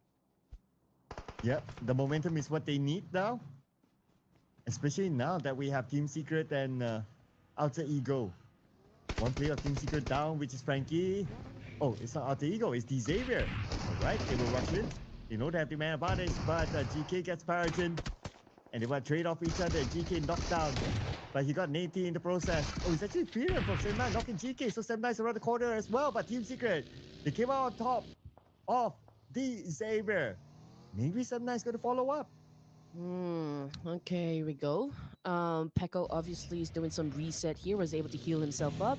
But Team Secret Typhoon just took Levi's, and Ashley has taken down Levi's in the Underworld. Example as well, DRS facing the ground here, and Daybot has been collecting some points off of DRS. Yeah, okay. Now Mala Big wants to collect points for himself as well. Charging in to smoke. He gets two. Nicely executed. And his other teammate, Mr. Kent, perhaps, took care of the high ground. Oh, it's Federalists. They took care of Typhoon. One simple rush. And you blink and you miss a moment. DTR wins that fight against Team Secret. Okay, we can see Delta trying to dodge the Molly attack here coming from Alter Ego. Ares Giante will be coming to the rescue, but he's still so far away. And Delta, that's it. He took a nade, and now Rosemary is just making sure that there will be no coming back from that one. No Lazarus effect whatsoever. You will be sent back to the lobby here for now. We're looking at 12 teams remaining. DRS bagging 4 elimination points, but Giante is left all alone to deal with business here up against Alter Ego. And by being all alone, meaning yes, he's alone and he will deal the business by himself, getting Krypton. But he's pretty low. He needs that time and space to heal up. Alter Ego will not give him that one, and revenge is served. DRS out at number 12. This time 5 elimination points. And as of now, DRS, they are not at number 16 because of the points collected. Yeah. Oh man. Okay. After a strong performance, and now they're not looking too hot, for a wrangle. But you know what? I can say that somehow the fights have been fast paced, just because of the fact that we are at stage 2.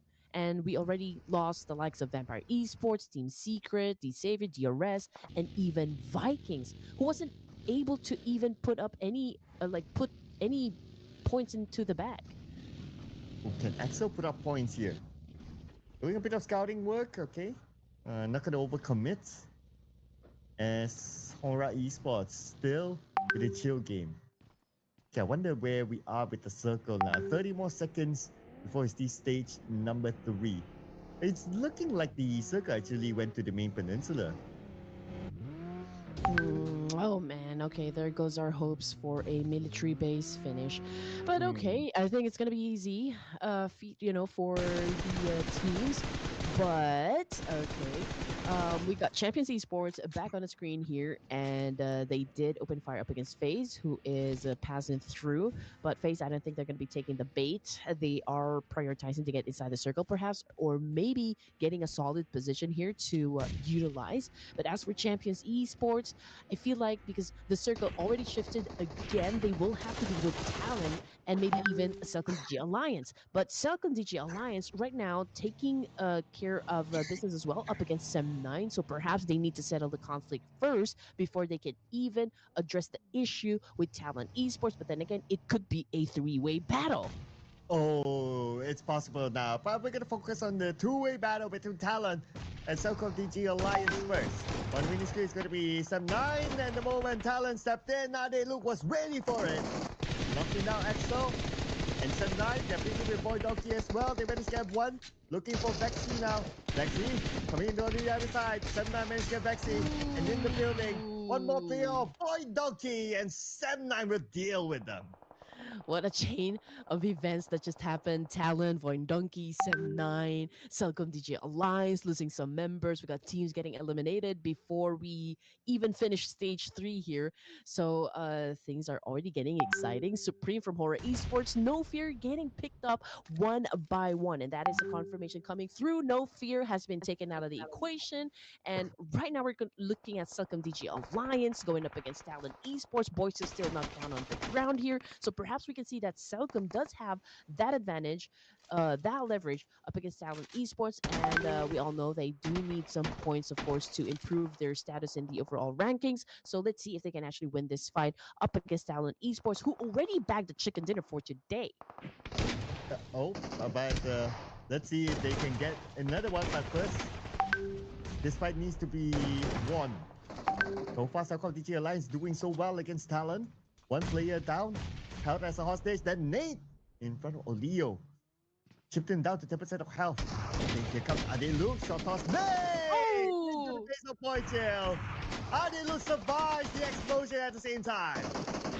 Oh man, you did not see that one coming, that is for sure. 4 points now in the bag for Selcom DJ Alliance. And again, somebody already opened up Pandora's box, and we are already experiencing a pandemonium happen in front of our eyes. Leon getting eliminated. Selcom DJ Alliance now down to just 2 members here. And Champion Esports is about ready, of course, to obliterate the remaining players of Selcom DG Alliance. FaZe is trying to get lucky with some shots here coming from Jewy, but it is not connecting at all. As for Sky from Pora Esports now, he's duoing with Sleepy. While anticipating the next circle, where will it go? Teams are quite well spread out. Looks like it goes towards the Gatka field, slightly towards the northern side. BTR in the middle. Senlang in the circle as well, so they're not in a hurry to move. Same goes for Hora Esports. But what's going to be interesting is the teams on the right side, including FaZe Clan. There's a good amount of teams there, but there's also a lot of space to rotate up north. So teams can scout and try to move to that direction in the circle. Okay. Just anticipating, of course, a fight between Tribe Aeromacy and RQ, and even Alter Ego Eris. So I feel like those 3 teams that I mentioned before they can even step into the zone, I feel like there's really a fight that will ensue between all of those teams here, and perhaps a team might not make it into the zone. But let's see what's going to happen as Olio now charges up against Hora Esports, and Olio losing his life from Hora. Oh, Sleepy. How is he going to move? Lots of pressure onto him. Try to tap onto Sleepy, but Sleepy is of course safe behind the wall, so that's okay. A face down on the outside circle now. They must be looking at the storeroom, but the fact that Hora Esports is there, it's not going to be an option for them unless they clear off Hora Esports. Unless, of course, they can move to somewhere else. But it seems to be a lot of them occupied. Okay, we got Jewy setting his eyes onto this player inside the shack here, but he needs to be careful not to overextend his peak just because of the fact that, there are other players that looking in his direction as well. And we can see that he took in a lot of damage from another player from across the field. But Alter Ego Era is taking their time, 4 points in the bag now, but 2 casualties as well. And again, before they can even step inside the zone, they will have to deal with RRQ at this point. And for Alter Ego, they're still taking their sweet time. And look at this, they're still around the area of Ferry Pier where the zone is at. Okay. Sharing vehicles is always a good thing. PSA, if you can do that, why